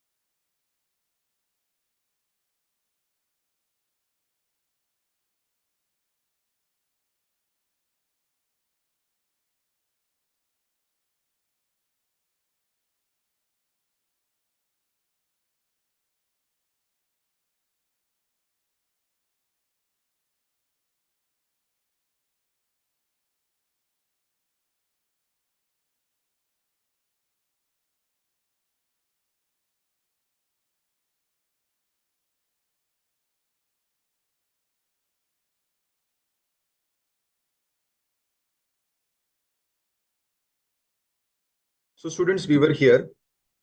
So we are discussing the technical aspect of the charging section. So now we were discussing how charging section is finally interpreted. So the tax will be levied only when the goods are cleared. Now this is the final tax position. Now, what is the distinction between clearance for home consumption and clearance for warehousing? I'm sure now you'll understand. Clearance for home consumption means that the duty has been paid and now you are taking the goods with you. So now in short, the goods have come in your control. Whereas when it is about clearance for warehouse, please understand this. For warehouse means what I explained to you. You have taken the goods from port and now the goods are kept in the customs warehouse. So the goods may instead of being cleared for home consumption may be deposited in the warehouse and cleared later. When the goods are deposited in the warehouse, the custom duty will be deferred. As I said, you don't pay the duty immediately. You just have to give the bond of twice, thrice amount to cover the further charges, right? But there is no duty which is paid. So the revenue for the government is safeguarded by the importer by executing the bond, which is equal to thrice the amount of duty assessed. And the importer is also liable to pay interest, rent charges, etc. for storage. Fine. Let me just go to our portal so that I can just check if there are any questions there. Okay, we have few questions here. Hemant asks a duty on import export. I think these are answers. Mansa is saying GST Council also determines the rate. Hemant said list 3. Gurram, sir, for these 30 days, whether they will charge anything or keep it free of cost? Okay, good question. See, for these 30 days, there is no charge as such. You have used this word. It is demurrage. So demurrage is the charges when you extend beyond the specified time limit. So there is no such demurrage charges for the 30 days, Gurram. Please always add practical examples that I'm doing. Okay. Custom duty is only payable while clearing for home consumption. Perfect. Sir, in case where we have not cleared the goods from warehouse after depositing, then what happens? Good question, Guram. So if you have not cleared the goods from warehouse, again, when we'll study the warehousing chapter, you will come to know that there is again a time limit given for warehouse. If you have not cleared the goods from the warehouse within the specified time limit, it is 1 year, 2 year, 3 year, depending upon the type of goods. We'll study that in detail. Then the goods again will be confiscated. There is again a procedure, there is a documentation which you will give to them. To that extent, your bond value is reduced. So as you keep on removing the goods by paying the duty, interest, warehousing charges, you start giving them the respective letters or the documents whereby the bond value which you had given originally will get reduced. And eventually, when you have cleared the entire thing, they will return you back the entire security document. So this is how it happens, Gurram. I hope I have answered all your questions, Beda. Fine. Now we move on to a very interesting part. If you remember, the charging section started with exception, which means that there are certain scenarios when the charging section may not apply as it is. What are those special cases is what now we are going to discuss. So first is re-importation. Now firstly, let us understand what is re-importation. As the name suggests, re means again. Now what is re-importation? The re-importation means originally you only had sent the goods outside India and now you are taking back the goods. So what you had yourself sent outside, now you are taking back the goods. That is what they mean by re-importation. So re-importation does not mean twice importation. It means you first exported or you physically sent the goods outside and now you are bringing the goods back in. Now, what could be the reason? There could be numerous reasons. One, you sold it, they have rejected, it is brought back. You have sold it, they want you to do some repairs or corrections, and maybe you will re-export it again. So this could be the second reason, right? Third reason is I exported only for a temporary purpose, like for some exhibition or something, and after exhibition is over, I'm bringing it back. So this could be the number of reasons why re-importation is happening. Now, what is so special? Now, even though it is a re-importation, technically for the law, it is bringing the goods into India. So entire custom law triggers as per the charging section. But as we read in the charging section starting only, there are certain exceptions in this law itself. This is the first exception, section 20, which says that when you are re-importing goods, means the goods which you had sent is coming back, it will not trigger the entire custom section. It will not trigger the entire custom law. it will not trigger the entire custom duty liability. What it says, interestingly, first it says that such goods, that is the re-imported goods, will be liable to duty and conditions and restrictions as if they are liable if they would have been imported. So first it is saying that we will consider it at par with any other imported goods. So first part of it is similar to charging section, that yes, entire liability will be triggered, but immediately it gives some exceptions. What it says, however, following notifications have provided certain concessions or exceptions. So first it says reimportation treated at par with normal import. In short, entire liability triggers. But as I said, this is our exception to the charging section. How? They have under this section brought various notifications which has said that you don't have to pay customs duty again. So on importation, let us say, if this would have been fresh importation, the custom liability comes to rupees 1 lakh. Here it won't be 1 lakh. Why or in what scenarios? Let us understand. So there are numerous notifications which have given you the exception. What is the first notification? Concessional duty is payable. So you don't have to pay the entire duty. You have to pay the concessional duty in case of reimportation of goods which were exported by taking all these benefits. Now see, these are all export benefits. What are the export benefits? When you are exporting, you get certain refunds, you get certain drawbacks, certain export incentives. Now, what does this notification says? If the goods which you exported are returned back permanently, let us say they are rejected, they don't want your goods. In that particular case, how much amount you have to pay on their reimportation? You don't have to pay the import duty. It is simply you have to return back all the benefits which you got at the time of export. So what is the customs duty in this case? You don't have to pay the complete customs duty. You have to simply return back the amount, whatever incentive government gave you at the time of export. So let us say you got some type of drawback, you got some type of refund, whatever benefit you got, some any benefit of advance authorization, etc. Whatever benefit you got, ROD, TP, ROS, CTL, all these are export related benefits. Simply you have to return it back. So don't pay me any fresh import duty. Anyways, this is reimportation.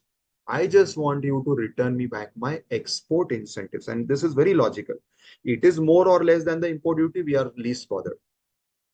So import duty, you keep aside. You just pay me back all the export benefits, right? Second scenario. Second scenario is goods other than those falling in this case. So mainly, what is it covering? It is covering exported for repairs. Now, you had exported the goods because you wanted the goods to get repaired. Let us say your machine, you have sent it for repairs and now it is coming back. Now what it says, now let us say your machine is worth crores. And if I find out the import duty on that machine now, it is again running in crores. But this machine is actually not originally being imported. It was originally sent by you only, which is coming back after repairs. So what they are saying, don't pay me the total import duty of machine. It will be very unfair to charge you import duty on machine because this machine was sent by you yourself for getting repairs done. Instead, what you do is you pay me customs duty only on the repairs value. So whatever repairs was done, we will compute the custom duty, the GST, the compensations, whatever, but only on the repairs portion. So what we will do, it would be leviable if the value of the re-imported goods after repair were made up of the fair cost of repairs carried out. So in simple words, what they are saying, we will find out or you give me the proof of the value of repairs carried out. And that is very simple because obviously the person will be sending you some invoice for the repairs, which will also include the material which he used in repairs. So he may have changed certain parts, added some specific components to your machine for repairing, whatever. So the bill, what that person is sending you for repairs, including the materials or components used in repairs, we will levy import duty only on the repairs portion. Again, this is very fair and logical, right? And then goods other than those falling under 1 and 2. So one was your exported goods are coming back. 2, you had sent goods for repairs. Now they are coming back.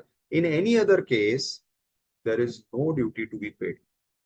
So interestingly, for re-importation, even the original section 20 has kept the first original provision has kept language that We will treat re-importation at par with regular import. But then because of these notifications, they have nullified all this. Now, there are certain conditions given, certain timelines given, certain procedures given for executing all this. So if you want the above benefit, whatever we studied, that you only have to pay export incentives back, or you have to only pay the customs duty on the repairs portion, or here in the third case, you don't have to pay anything. For all this, there are certain conditions, and these conditions are mentioned here in the form of various rules.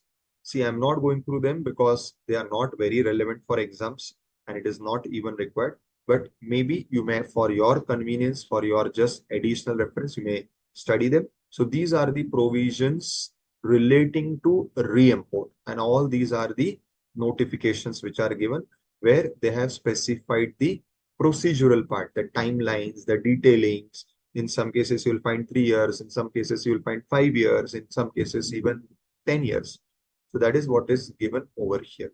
So this is all about section 20. Sorry. Now we come to section 21. Tushar is saying 3 is nil. Yes, you don't have to pay anything, Tushar. Correct. Jeannie is saying, sir, then whether tools also sent with the goods for repairing purpose. See, again, Jeannie, remember one thing. Whatever you have sent from here, if that is coming back, logically also there should be no tax, and this is what has been ensured by these notifications. They don't want to take tax on what you yourself sent outside India. They only want to take tax on what new is coming to India. So they are taking tax only on the repairs portion. Now you are saying if some tools are used, whether they are sending the tools to you, answer is no. That is what is covered in the repair charges. So anyways, they are taking tax on the repair charges. So the tools portion will be covered in that. And whatever materials or components they have fitted in your machine, anyways, again, the repair bill, they will be charging for those material components. So you pay tax on that also. And that is very logical and fair, I'd say. Besides being logical, it is fair. Now the second exception. Now this is going to be something very special. Goods, derelict, wreck, jetsam, flotsam, all these words are used in section 21. Now what is this? Let us first understand the meaning of all this first before we understand what does the provision says. So basically all these are those goods which were thrown into the sea, either intentionally or because the ship broke down. That is why automatically the goods are now floating in the water. Now, such goods are called as derelict, jetsam, flotsam, wreck. See, all these definitions are given over. What is derelict? It refers to those cargo vessels abandoned in the sea with no hope of recovery. So let us say the water was filling in the sea to save the ship. To save the ship, they threw the goods in the water. Those are derelict. Jetsam, this refers to goods jettisoned from the vessel to save her from sinking. Flotsam, jettisoned goods which continue floating in the sea are flotsam. And wreck, the refers to the cargo or vessel or any property which was cast ashore by tides after the ship wreck. So all these things are basically what? The goods or anything belonging to the ship which was thrown into the ship, into the sea, or because of the ship breakage, it is there in the sea, and either somebody brought it to the shore or by waves, it is automatically coming to the shore. Now, interestingly, why this special section was made? Because the question is, nobody has brought these goods from a place outside India. Understand this. These were there in the sea because of some earlier, let us say, when your ship or boat is coming, you suddenly find some goods floating in the sea, and you come to know that there was some accident with some earlier ship going from there, and these goods are belonging to that ship. Either they have thrown it, or because the ship sank, these goods are there floating or lying in the sea. You take those goods and bring it to India. Now you may contest, no, no, sir, I have not imported it because I am not bringing it from any place outside India. I found it in the sea when I went for fishing. So there should be no import duty. They are saying no. Section 21 says, again, which is exception to section 12. Section 12 required import. Import requires coming from a place outside India to India. In this case, you are saying, sir, I found the goods when I went into sea for fishing or for swimming. I found it lying there, floating there, or lying sank there, and I brought it from there. Law says no problem. Even if you brought it from the sea, even if you have not actually imported it, we will treat it as if these are imported goods. So all goods, whether derelict, get some fraud, either brought into India, that is you brought it and claiming that I got it in the sea floating or sank and I brought it, or they are coming into India by way of tides. So by tides only they are cast ashore and you say pick up from the shore and now you are bringing it into India. They will be dealt at par as if you intentionally imported. Means there is no concession for this. Yes, if there is any specific concession given in the law for imported goods, it will also be allowed to these goods. So in short, law is keeping them at par, that if you would have intentionally imported, if there was tax, we will levy the same tax. If you had intentionally imported, but these goods were exempt, we will give you exemption also. So we are not saying that you compulsorily pay tax. It simply says we will treat these goods, though maybe not actually imported by you, but you found it in the sea or it has directly come to the shore and you are picking up from there and bringing, we will treat it at par. You will have to pay tax as if these are intentionally imported. Now, see why this provision would have been brought. The reason is people may resort to tax evasion by this example. Some person bringing the goods actually from a country outside India may throw it in the sea and then inform you, and you go taking your own small boat and you say, okay, RAC, I have found these goods floating in the sea. Now I'm bringing it to India. I have not imported. So people have resorted to all these means. See, there are different ways of smuggling. Watch our earlier movies of 90s and 80s. Now you don't find much smuggling shown in the movies because right now there are very less restrictions on import. During those era, there were a lot of restrictions up to 1994. So there was a lot of smuggling also. You will find in Amitabh Bachchan's Dawn movie, only considered it as becoming very normal. So yes, students, any questions?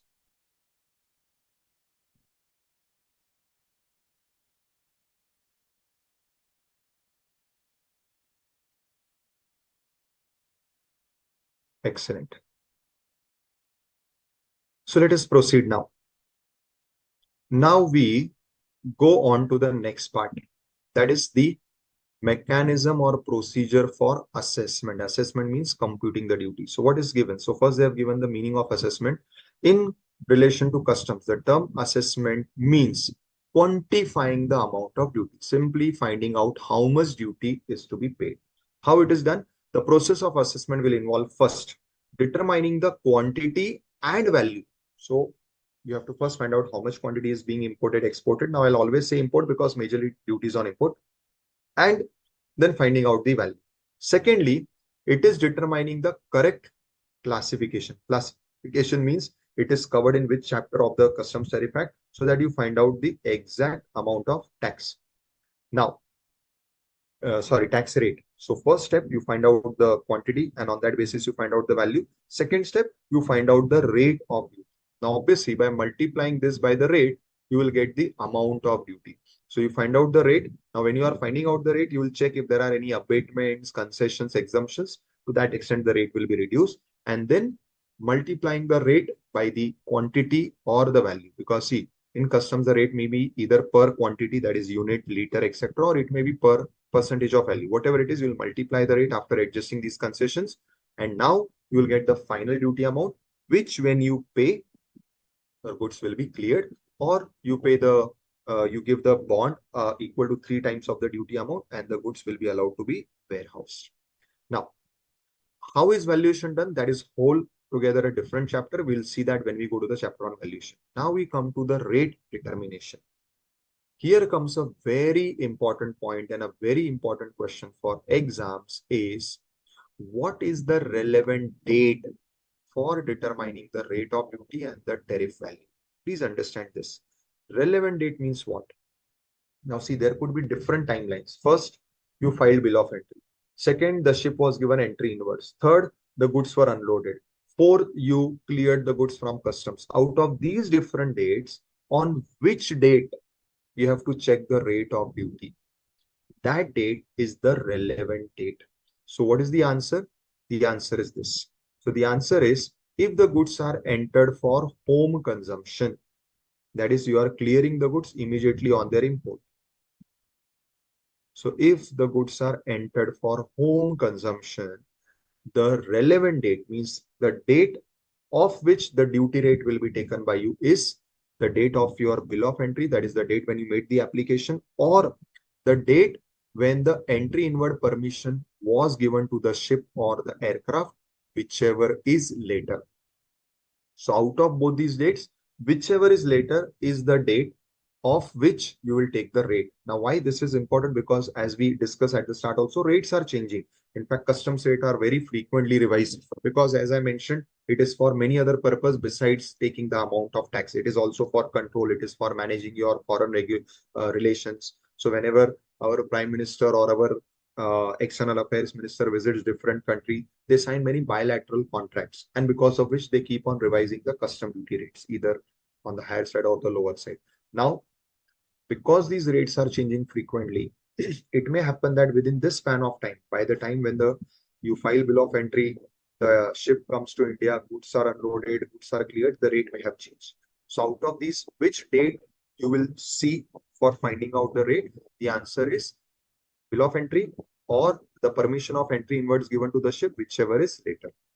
Now, let us say you did not pay the duty at that time. You just gave the 3 times bond and you kept the goods in warehouse. Now, when you are clearing the goods from warehouse, if you remember, I had explained, you have to again give or you have to again make the application of bill of entry.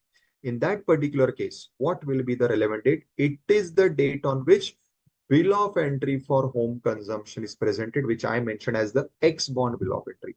So here, the date for checking the rate of duty is the date of filing the second bill of entry, the X bond bill of entry. And other than these two cases, in all other cases, it is the date of payment of duty. Now you'll ask, sir, what is this other case? The other case would be like those cases where the goods are jetsam, derelict. That is, you will not file bill of entry because you will say, sir, I have not imported. I have got these goods into the sea, in the sea or near the shore. Another scenario of this will be where the goods are confiscated and where importer has not come to pay the duty. Now you are going and buying the goods in auction. At that time, what will be the relevant date? The date when you buy the goods in auction, they ask you to pay the duty, because generally in auction, they take only that much amount which is equal to the duty and the interest and the warehousing charges. They don't take beyond that. They don't take the full value of the goods. So automatically the duty is payable at that time. That is the time or at the rate on the date on which the payment is. So this third scenario covers the cases which are the special cases, right? Now they have given some practical examples. Now, we discussed in this chapter at the start that there could be some remissions, abatements, and exemptions. Now, what are these? See, exemptions, we all know. Exemption means wherever whatever duty or tax is levied, if the law itself gives some reduction in that or it relieves you from the tax, it is called as exemption. What is remission? To remit means to waive. So whatever tax was levied, if it is waived, it is called as remission. And if it is reduced, it is called as abatement. So all these three are different ways of giving you concession or benefit relating to customs duty. Just give me. I just bring my water bottle. I kept it somewhere else. Just give me a second.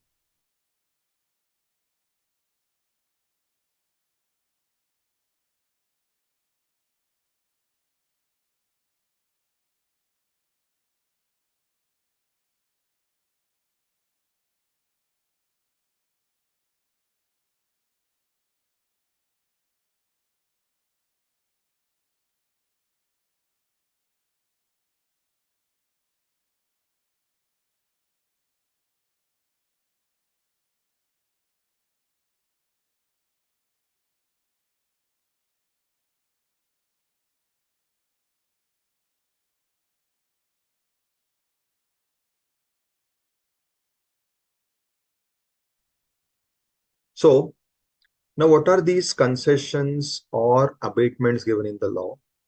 So we have first section, which is section 13. It is saying where your goods were pilfered. Now, what is pilfered or what is pilferage? Pilferage means petty thefts. What are petty thefts? See, one is your entire box is lost. And one is in your box, there were, let us say, 100 pieces. Now you get the box, but in that box, few pieces are missing because you find that somebody tore off the box or put small hole in the box and took out few pieces. So when the whole box is lost, section 13 is not applicable. We have another section 23. But only when few pieces in the box are lost, it amounts to pilferage. Now, what happens? Let us say, see, as I explained the procedure at the start, that is why the procedure was very important to understand all these provisions very easily. So you get the goods in your hands only finally when you have already paid the tax. So goods were unloaded, they went to the port trust authority, you went to the customs office, you asked them to do assessment, they did assessment, they gave you the rate of duty, you paid the tax. Now when you go to the port trust, giving them the challan copy, saying that, sir, see, this is the challan, I have paid the tax, this is the bill of entry, you give them all the proof, they hand over the box to you. At that time, you get to see your material for the first time. Now, when you see the box, you suddenly see it from all the sides and you suddenly find that at some part it is broken or tore off and few pieces out of the box are missing. Like how when we get any courier article, we'll just check, and if there is some damage or something, we'll immediately inform the courier person. Same thing here. You'll inform the custodian, ki, sir, I am not getting entire goods.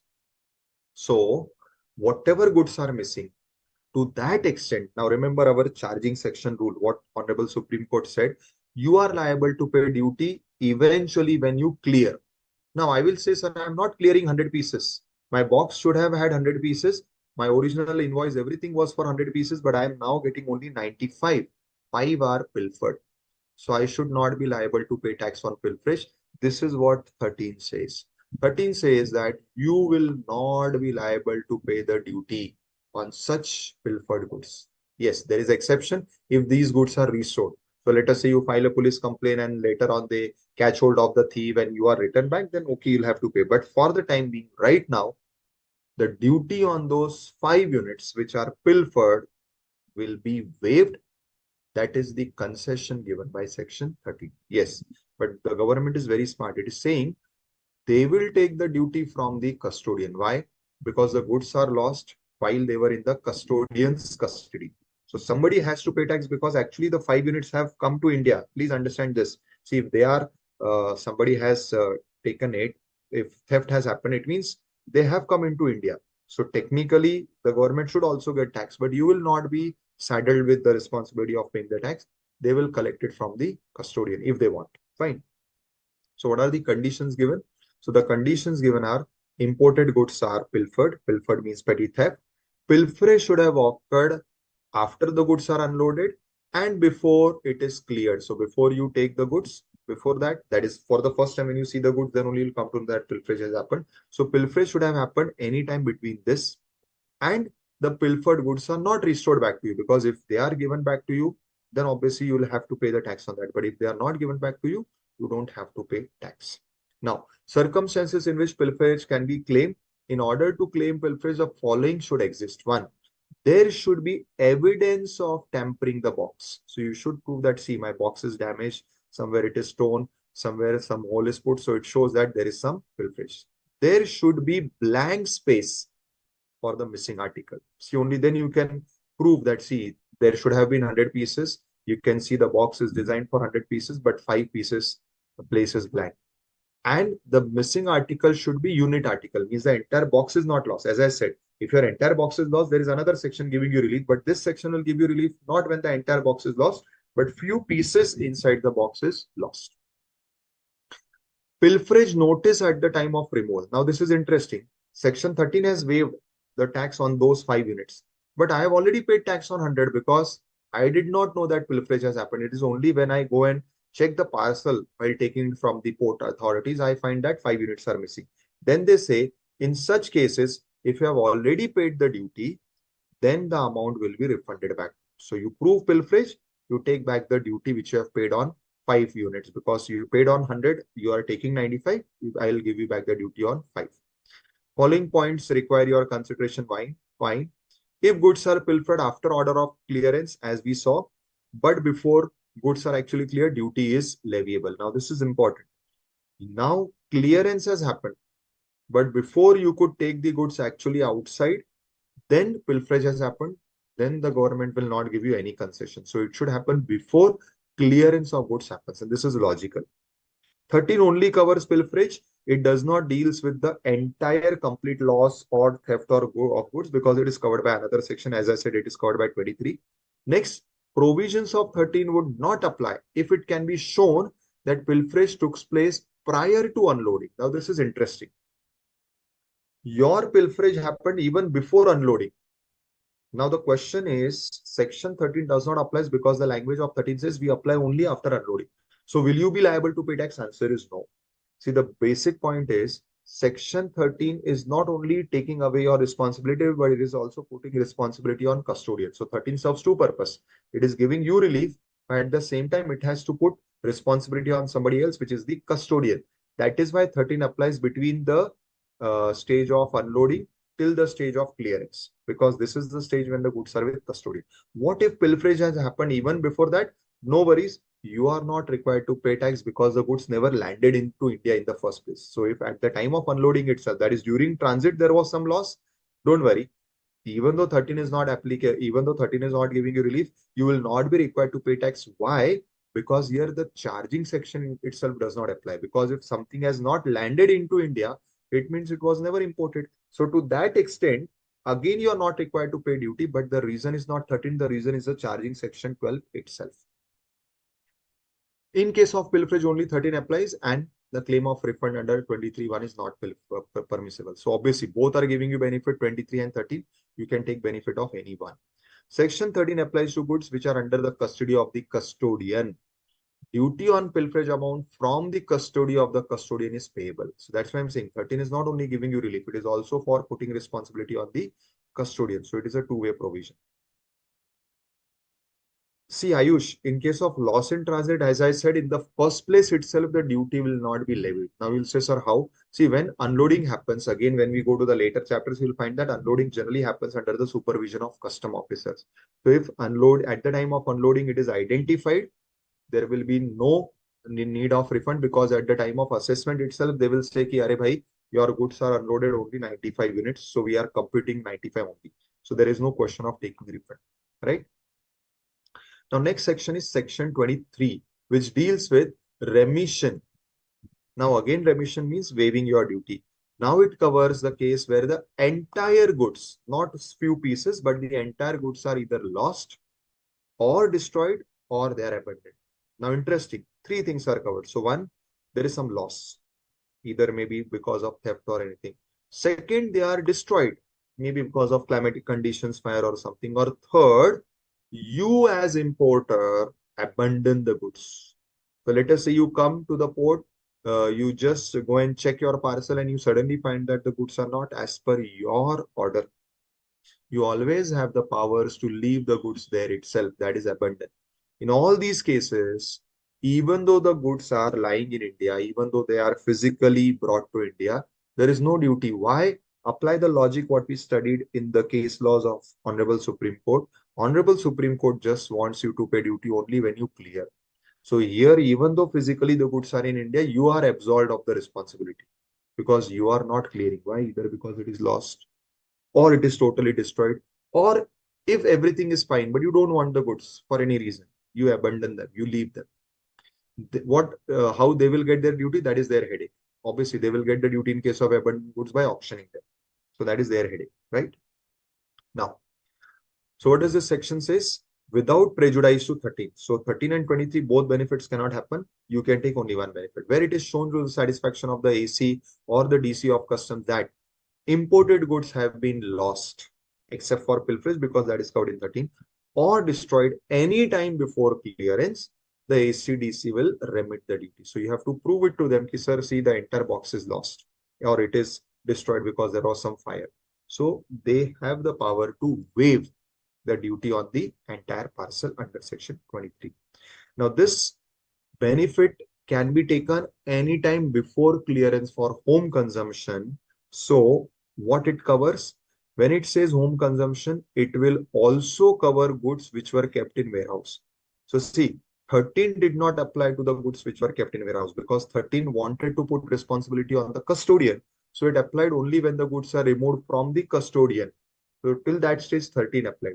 But 23 applies even beyond that, because 23 says any time before the final clearance, and clearance finally happens even when the goods are removed from the warehouse. So if you have taken the goods from port and kept it in warehouse, and anything happens in warehouse, you will get benefit only under 23. So 23 will give you benefit if anything happens in the warehouse as well. Remission of duty is permissible only in case of total loss. That is where it is lost forever without any scope of recovery, right? The loss referred to in subsection 1 may be at the warehouse also. We already discussed above also. So it may happen anytime before you finally get the goods. In the above situation, the loss or destruction has to be proven to the satisfaction of ACDC, because they are given power for remission. Only they can do remission. Fine. And last part in this is, you even have the right to relinquish. So you may come, the goods are lying there, but you may say, okay, I don't want the goods. And in that case also, you will be absolved and you will not be required to pay any duty. Fine. So they have given a comparison between 13 and 23. Please prepare this, because this is an important question for exam. Now, another benefit which the law provides is section 22. Now, what is 22 dealing with? Here, your complete goods are not lost. The goods are there, but either they are in damaged condition, or they have deteriorated, maybe because of climatic conditions or slight some type of change in the warehousing conditions and all. So either it is damaged but not completely. The goods are there. Let us say you have bought some article where the edges are broken, so they are damaged. Or you have got some article which, because of some heat or some handling, have got deterioration. Now, in all these cases, please understand and appreciate, students, you have always one option. That is of the previous section 23, that is abandonment. If you feel that the damage is such that the goods are of no use, let us say it was glass article, and even if small edge is broken, but it is now no more, nobody will buy that, or it is not going to look in a good condition, so it is of no use to you. You always have the option of 23, you abandon. No need of 22. But let us say you are ready to take the goods in this condition also, in the damaged condition also, or the deteriorated condition also. So now if you are taking the goods, you have to pay duty. The only difference is, let us say your original goods value was 100, on which the customs duty with all the taxes and all addition comes to 20 rupees. But now since the goods have damaged or deteriorated, it will not give you 100 rupees in market. So what does this section 22 gives benefit to you is, it will say, we will find out now the new value of these damaged or deteriorated goods. So let us say what was originally 100 has now only become 40. So we will reduce the original duty, which was coming as 20 rupees on 100, to whatever it comes on 40 rupees. So we will proportionately reduce your duty in proportion to the reduction in value. So now, since you are clearing the goods, you will have to pay duty. I will not give you any relief. But you need not pay the whole duty. You may pay only duty to the extent of value which you will get from the market. So we will give you abatement. Abatement means reduction. We will lower your duty to that extent. Fine. So this is what they have analyzed. In this condition, again, it may happen anytime before or during unloading. It may happen even after unloading, before examination, or it may happen anytime in warehouse. So the damage deterioration may happen at any point of time, and only condition is provided such accident is not due to willful act, negligence, or default of the importer. That is obvious. So if anywhere your conspiracy is proved, or it is proved that you did it intentionally and purposefully, then obviously you will not get the benefit. Fine. They have given you the formula for abatement. It is just a proportionate formula of the value before and after damage. So that is the proportion that they are going to take for giving this benefit. Now, this is interesting point. Section 24, denaturing or mutilation of goods. What is denaturing? See, denaturing means changing the nature. Now, this is interesting. I'll give a very raw example. So let us say you imported milk. However, because of climatic conditions or because of the extra time required for getting it clear, for getting all the process done, the milk gets changed in nature and it becomes paneer. We know that if in Hindi we say दूध अगर फट गया तो पनीर बन जाता है. So let us say that thought, which is called as curdling in English. So if that curdling happens and the nature of the goods which you imported, which is originally milk, changes to paneer. Now, interestingly, paneer is also saleable and you may decide to take these goods. Again, first option, remember, you always have, that is of abandonment. If you abandon, 23 will say no need to pay any tax. But you still want the goods because you know that even if I'm not getting milk, but whatever I'm getting, it is saleable.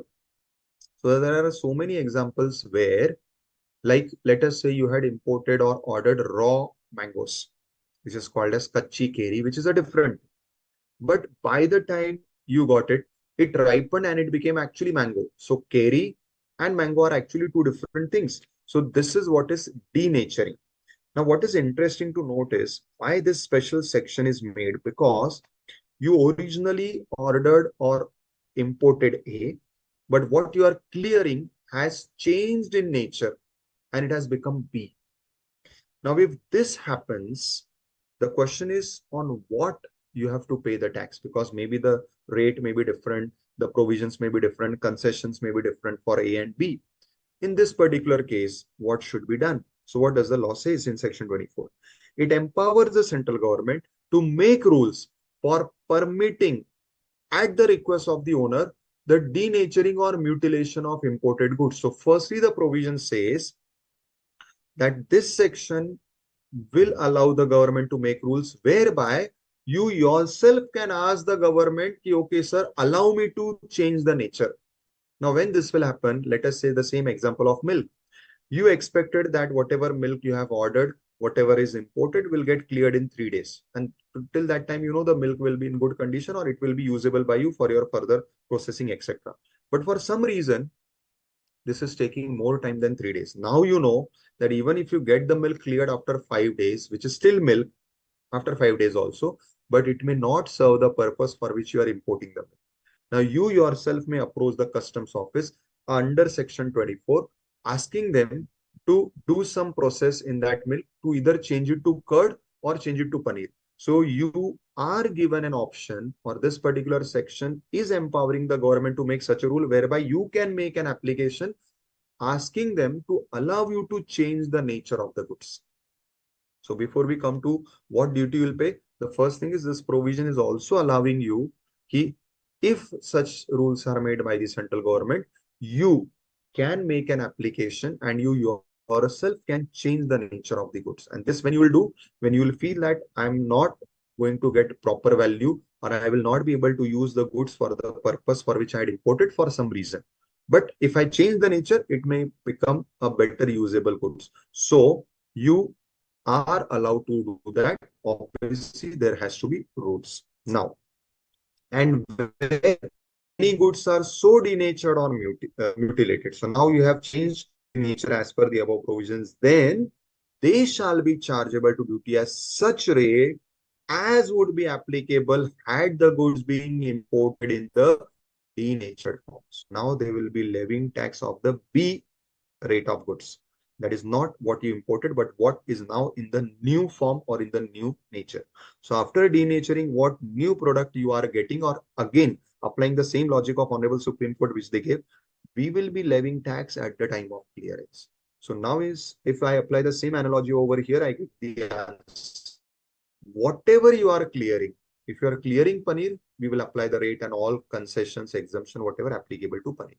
If you're taking the ripe mangoes and not the kachi keri, we will apply everything applicable to ripe mangoes. So if any imported goods can be used for more than one purpose and duty is leviable on the basis of its purpose, then denaturing or mutilation of such goods is useful. So generally when goods like milk can be used for multiple purposes, as milk, as dahi, that is curd, or as paneer, then generally this denaturing provision will be helpful to you. So by denaturing, goods are made unfit for other purposes. So if once you convert milk to dahi, it will be unfit for all other purposes. Or once you convert it to, it will be unfit for other purpose. After denaturing process, goods can be used only for one purpose, and accordingly duty will be levied. Again, for this you have specific rules, right? Then comes the exemption section. Okay, Ayush is asking about, sir, who will change milk to paneer? It is you, importer. See, as we saw at the start of this provision, what it says, government will make rules. Rules for what? Only for permitting. In what cases they will allow denaturing. But when this will be done, it will be done at your request. So when you want that the goods nature should be changed, rules are there, which will, the rules are there only to specify the procedure, again, the forms, the manner, the time limit, what can be done, what cannot be done, what goods are eligible, not eligible, only that will be given in rules, but it will be at your request.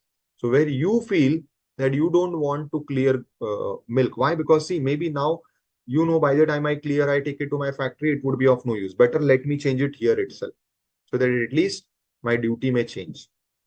So that option, Ayush Beta, it is with you.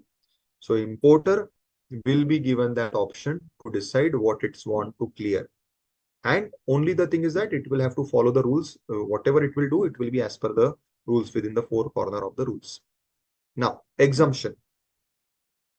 As all laws provide, income tax, you have studied exemption under section 10 of the Income Tax Act. GST, you have specific notification number 12/2017 giving exemption. Similarly, for customs also, exemption. Firstly, the section is 25. What it says, the power to grant exemption from payment of custom duty is given to the central government, and the power of central government to alter the duty rate structure is known as delegated legislation. I mentioned this. Whenever the parliament gives any power to government or to board, it is called as delegated legislation. The reason for calling it is delegated is because the power is delegated by the parliament to the government. Okay, fine. Now, what is the power? Now, you will find this similar to GST. Even in GST, we have a section 11, which gives power to the central government to grant exemption by way of issuing notification or by way of issuing order, and when, in what cases they will grant exemption for public interest or for public welfare. Same language is used here. So it says, if central government is satisfied that it is necessary in public interest so to do, it will, by way of notification, give exemption, either absolutely or subject to some conditions. Now, for what purposes exemption can be granted, the list is given over here. So whenever government has to grant exemption, it has to satisfy one of these conditions. So the limited period of validity shall not apply to such exemption granted in relation to this. So you have to first check whether any of these conditions exist. If these conditions exist, then the exemption may not be granted for limited period. Otherwise, they have given here the validity. Where any exemption is granted subject to any condition, such exemption shall, unless otherwise specified or varied or rescinded, be valid up to 31st day of March, immediately after 2 years from the date of such grant of exemption. So wherever exemptions are granted, general validity is 2 years, 31st March of the second year. However, in the following cases where exemption is granted, which the government has to satisfy proof, the 2 years restriction will not apply. It means these exemptions may be granted for different period of time and not necessarily 2 years. Now, first was general exemption. Now we come to special exemption. General exemption is by notification. Special exemption is by passing a specific order. Now, what is the difference between general and special? General applies to anyone. Special applies only to that particular person who applied for that exemption. So this particular specific exemption, you can say, generally is for government bodies. So see, they are not exempt in a particular goods from import. If they have to exempt a particular goods from import by anyone, it will be general exemption. So let us say I want to exempt a particular vaccine or a drug coming into India. It is a general exemption. But I want to exempt a particular make car. But that exemption I am granting only when a particular government department like railway or aviation or defense, only when they are importing the vehicle, that particular make car or that particular make truck, then it will fall in special exemption. So there are two ways of giving exemption: general, special. General means anybody can go and claim that exemption once they satisfy the condition mentioned there. Special means for a particular case. It will not be for others. So those vehicles anybody else is importing, you pay duty. Only when the particular department in government, not the entire government, particular department in government is importing, only they will get exemption. So that is what is special exemption, which is given by way of special order. Right? Both the above mentioned exemptions may be granted by providing for goods at the rate expressed in a form or method different from the form or method in which statutory duty is leviable. So how exemption can be granted? Either you make it zero or you change the manner in which the rate is computed. So let us say original rate is given percentage, 20% of value. You want to give exemption, you change it to ₹2 per unit. So you can even grant exemption the method in which the rate will be applicable. So that may also could be moral grounds where the government feels that this should not be a particular area. They may grant exemption. It should be allowed. Say is the government should also have equal powers or indirectly has powers even for withdrawing the exemption which is already granted. Now the next question comes is from which date the exemption applies. So what is the effective date? Section 25 provides that the date of effect of the notification will be the date of issuance of this notification. So whenever you read any notification, you have a date mentioned. So the date on which this notification is published in the official gazette, that is general notification does not mention date. The notification comes into effect from the date of issue. So if nothing is specifically given, then whatever date is printed on the notification, that date becomes the date of effective. However, where the exemption is through a special order, the above rule does not apply. Special orders are issued separately for each case and communicated directly by the government. The beneficiary can claim refund from the period reckoned from the date of issue. So since special are not given to everyone, it is given to that particular person or for a particular scenario. So it will apply from the date of issue of that notification. So that is the slight difference. Next, exemption from custom duty on imported goods used for inward processing of goods. Now, this is interesting. What is this? Where government is satisfied that it is necessary in the public interest to do so, may by notification exempt such of the goods which are imported for the purpose of repairs, further processing, or manufacturing, the case may be, from the whole or part of the duty leviable thereon. Now, just recall, some time back we studied section 20, re-import of goods. What was that? You had sent the goods for repairs. Now it is coming back to you after repairs. This scenario is exactly opposite. Somebody has sent the goods to India for repairs, which after repairing, you will resend it. Now in such cases, when the goods are first coming to India, on which you will be doing repairing and resending, you will be doing some processing and resending. Whether in the first place at the time of import, there should be some customs duty. If you think of this logically, answer is no.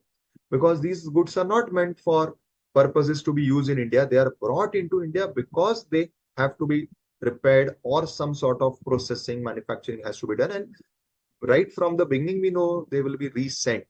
So in such cases, the government does not want any duty. So section 25A will grant exemption for such goods. So what it says? The government has power to exempt either whole or part of the customs duty leviable thereon, subject to conditions. What are the imported goods and the goods which are now re-export conditions that may be exemption from, similar to what we studied in section 20, also re-import of goods. What it says? Notwithstanding anything covered in 20. Now, since it is similar to what was there in 20, now they are saying we have made this section differently from 20. So 20 also covered the same thing, re-import. So what you send now, you are getting back. But 25B is not covering the scenarios which are covered in 20. So it is drafted specially for some other purpose. What is that? We will see. So notwithstanding anything covered in 20, where the central government satisfied in public interest to do so, it may by notification exempt such of the goods which are re-imported after being exported for the purpose of repairs, further processing manufacturer as may be specified therein from whole or part of the duty of customs leviable thereon subject to following conditions. First, the goods shall be re-imported into India after repairs. Fine. Again, the time limit given for re-importation is 1 year. So like in the previous section, they wanted the goods to be re-exported within 1 year. The re-import also should happen within 1 year after sending it for repairs. The export goods and the import goods are identifiable and such other conditions. So you'll find 25A and B sounding very similar as far as the conditions are applicable. Fine. Some judgments are given. You may ignore them for the time being. Anyways, you can read them once they are shared with you. Right? This is the best part which I like in the module, that they have revised the whole chapter in short, covering the only important aspects which are important for exams. So you should definitely refer this. So students, anybody has any questions? So we completed entire chapter 1 in complete details. Whatever rules and all I'm left out, that was done just to avoid wastage of your time and also your burden of studying in exams. Those are not relevant for exams. You need not waste your time also. Anything you have not understood, you want me to explain, you want me to clarify, please put it across to me.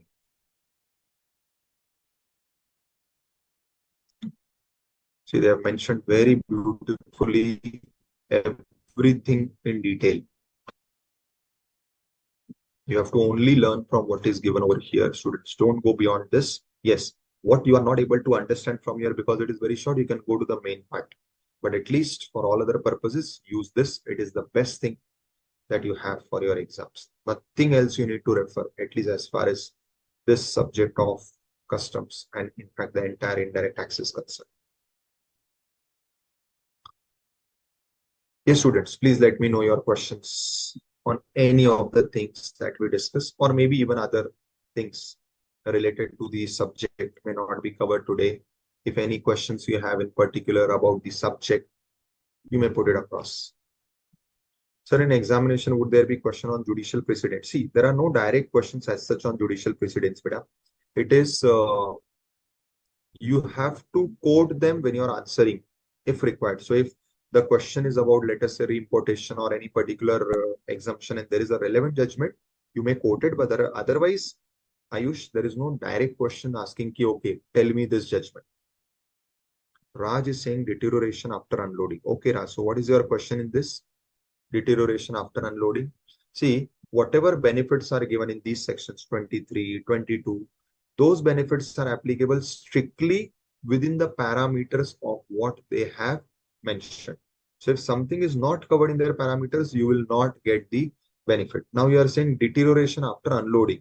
See, anyways, if anything is happening after unloading, you will always get the benefit because you don't get the goods immediately on unloading. They go to the port trust. You get it only at the time of clearance. So if anything happens before that, you are eligible for the benefit.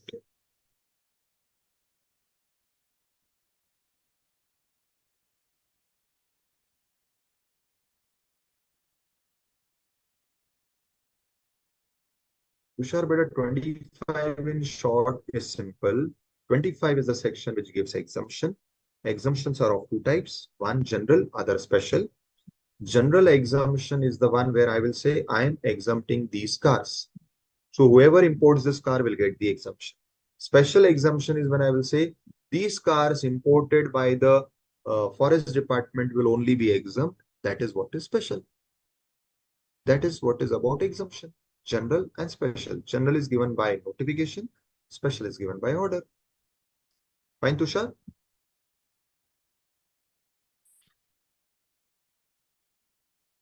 But Raj, I'm still not getting. I think maybe there's some misinterpretation. Your answer to your question is it will be allowed. Abatement will be allowed in your question. Yes. Yes, students, tell me. What else you have doubt or questions? Yes, Vignesh. See, duty drawback, we again have a chapter in detail, but just Let me answer you in short. What is duty drawback? Duty drawback means what you already paid to government. When you are taking it back, it is called as drawback. So you already paid it to them, you are getting it back. So Vignesh, generally what happens? Let us say at the time of import, while importing, you paid duty on raw material. Now those raw materials you have utilized for manufacturing a final product, and now you are exporting the final product. When you're exporting the final product, you'll go to the government and say, sir, see, this is the final product. Let us say some shirt I have made. I have made it out of the same cotton which I imported a few months back. And if you're able to prove this, then they will say, okay, no problem. Whatever import duty I have collected from you at that time, I will return you back, for which there are certain calculations, which is as per the drawback rate. So we'll study this in detail when we go to the drawback. Raj is saying that in question 1, they have mentioned. Okay, Raj, I'll just check the question 1. If there is any mistake, I will get it amended. So before this is uploaded, it will be corrected if there is any mistake. Fine, Raj? But why deterioration before unloading is allowed? I am not getting this point to Raj. From where did you get this point that deterioration only before unloading is allowed? Tell me, but if anything happens before unloading, why in the first place you require any exemption? It will anyways not be taxable. Tushar, rational for grant of exemption is so simple, beta. Rational means the reason. So there are broadly two reasons. One is moral reasons, and one is reasons for giving benefit to a particular industry or a particular area. So moral grounds are where, let us say, agriculture is being done. So it is moral ground where you should give them exemption. So where on moral principles you feel exemption is necessary, and where you feel that no, these are manufactured items, there should be no exemption, but I want to promote a particular business, I want to promote a particular sector. Let us say you are a startup, so I'm giving you exemption. So that is what is rational. Thank you, Vignesh.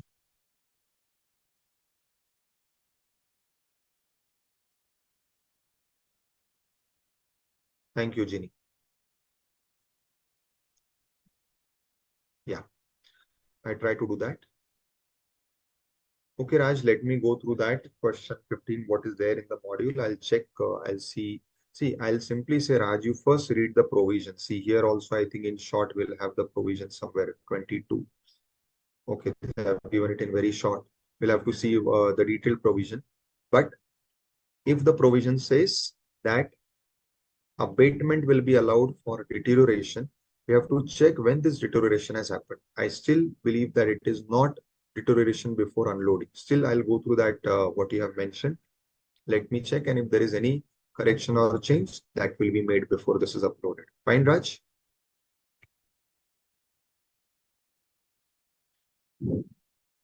Okay, students. So I think we can close if there are no further questions. Acha, Ayush is asking, I'm a bit confused that if they will not ask procedures and rules, then what kind of questions? See, this is a very starting chapter, Ayush Beda. So in this chapter, the questions are very specific, like difference between 39 and 23, or difference between damage and lost. So those are generally the questions that are asked from this chapter. This chapter has very limited weightage in exams.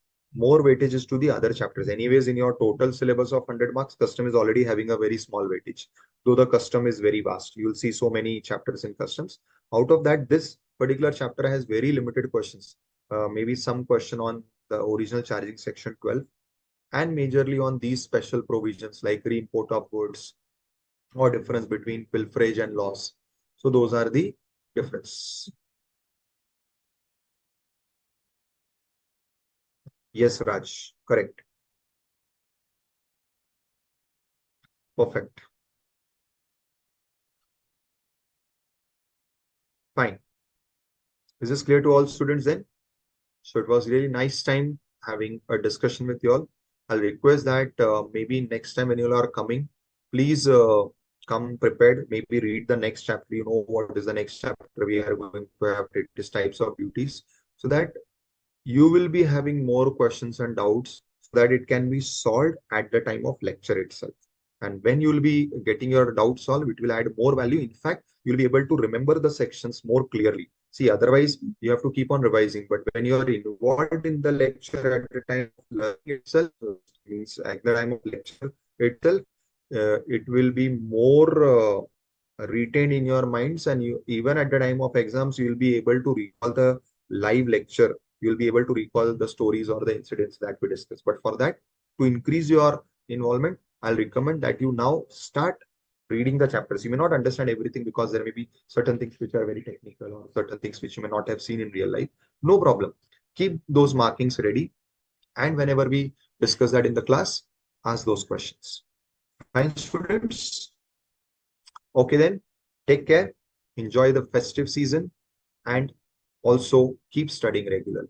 Fine. Also, attend classes live. Yes, there is always option of attending the recordings, but I'll request that you attend live so that it will be more value adding. One, it will increase your sincerity. You will sit at that time and study. And second, you can get your doubts cleared instantly. Okay? Bye-bye. Good night. Thank you, Ayush. Thank you, Jim. Bye-bye. Sorry? Yes, sir. Session is over. Thank you. Take care. Good night. Good night, Ajit ji. Bye.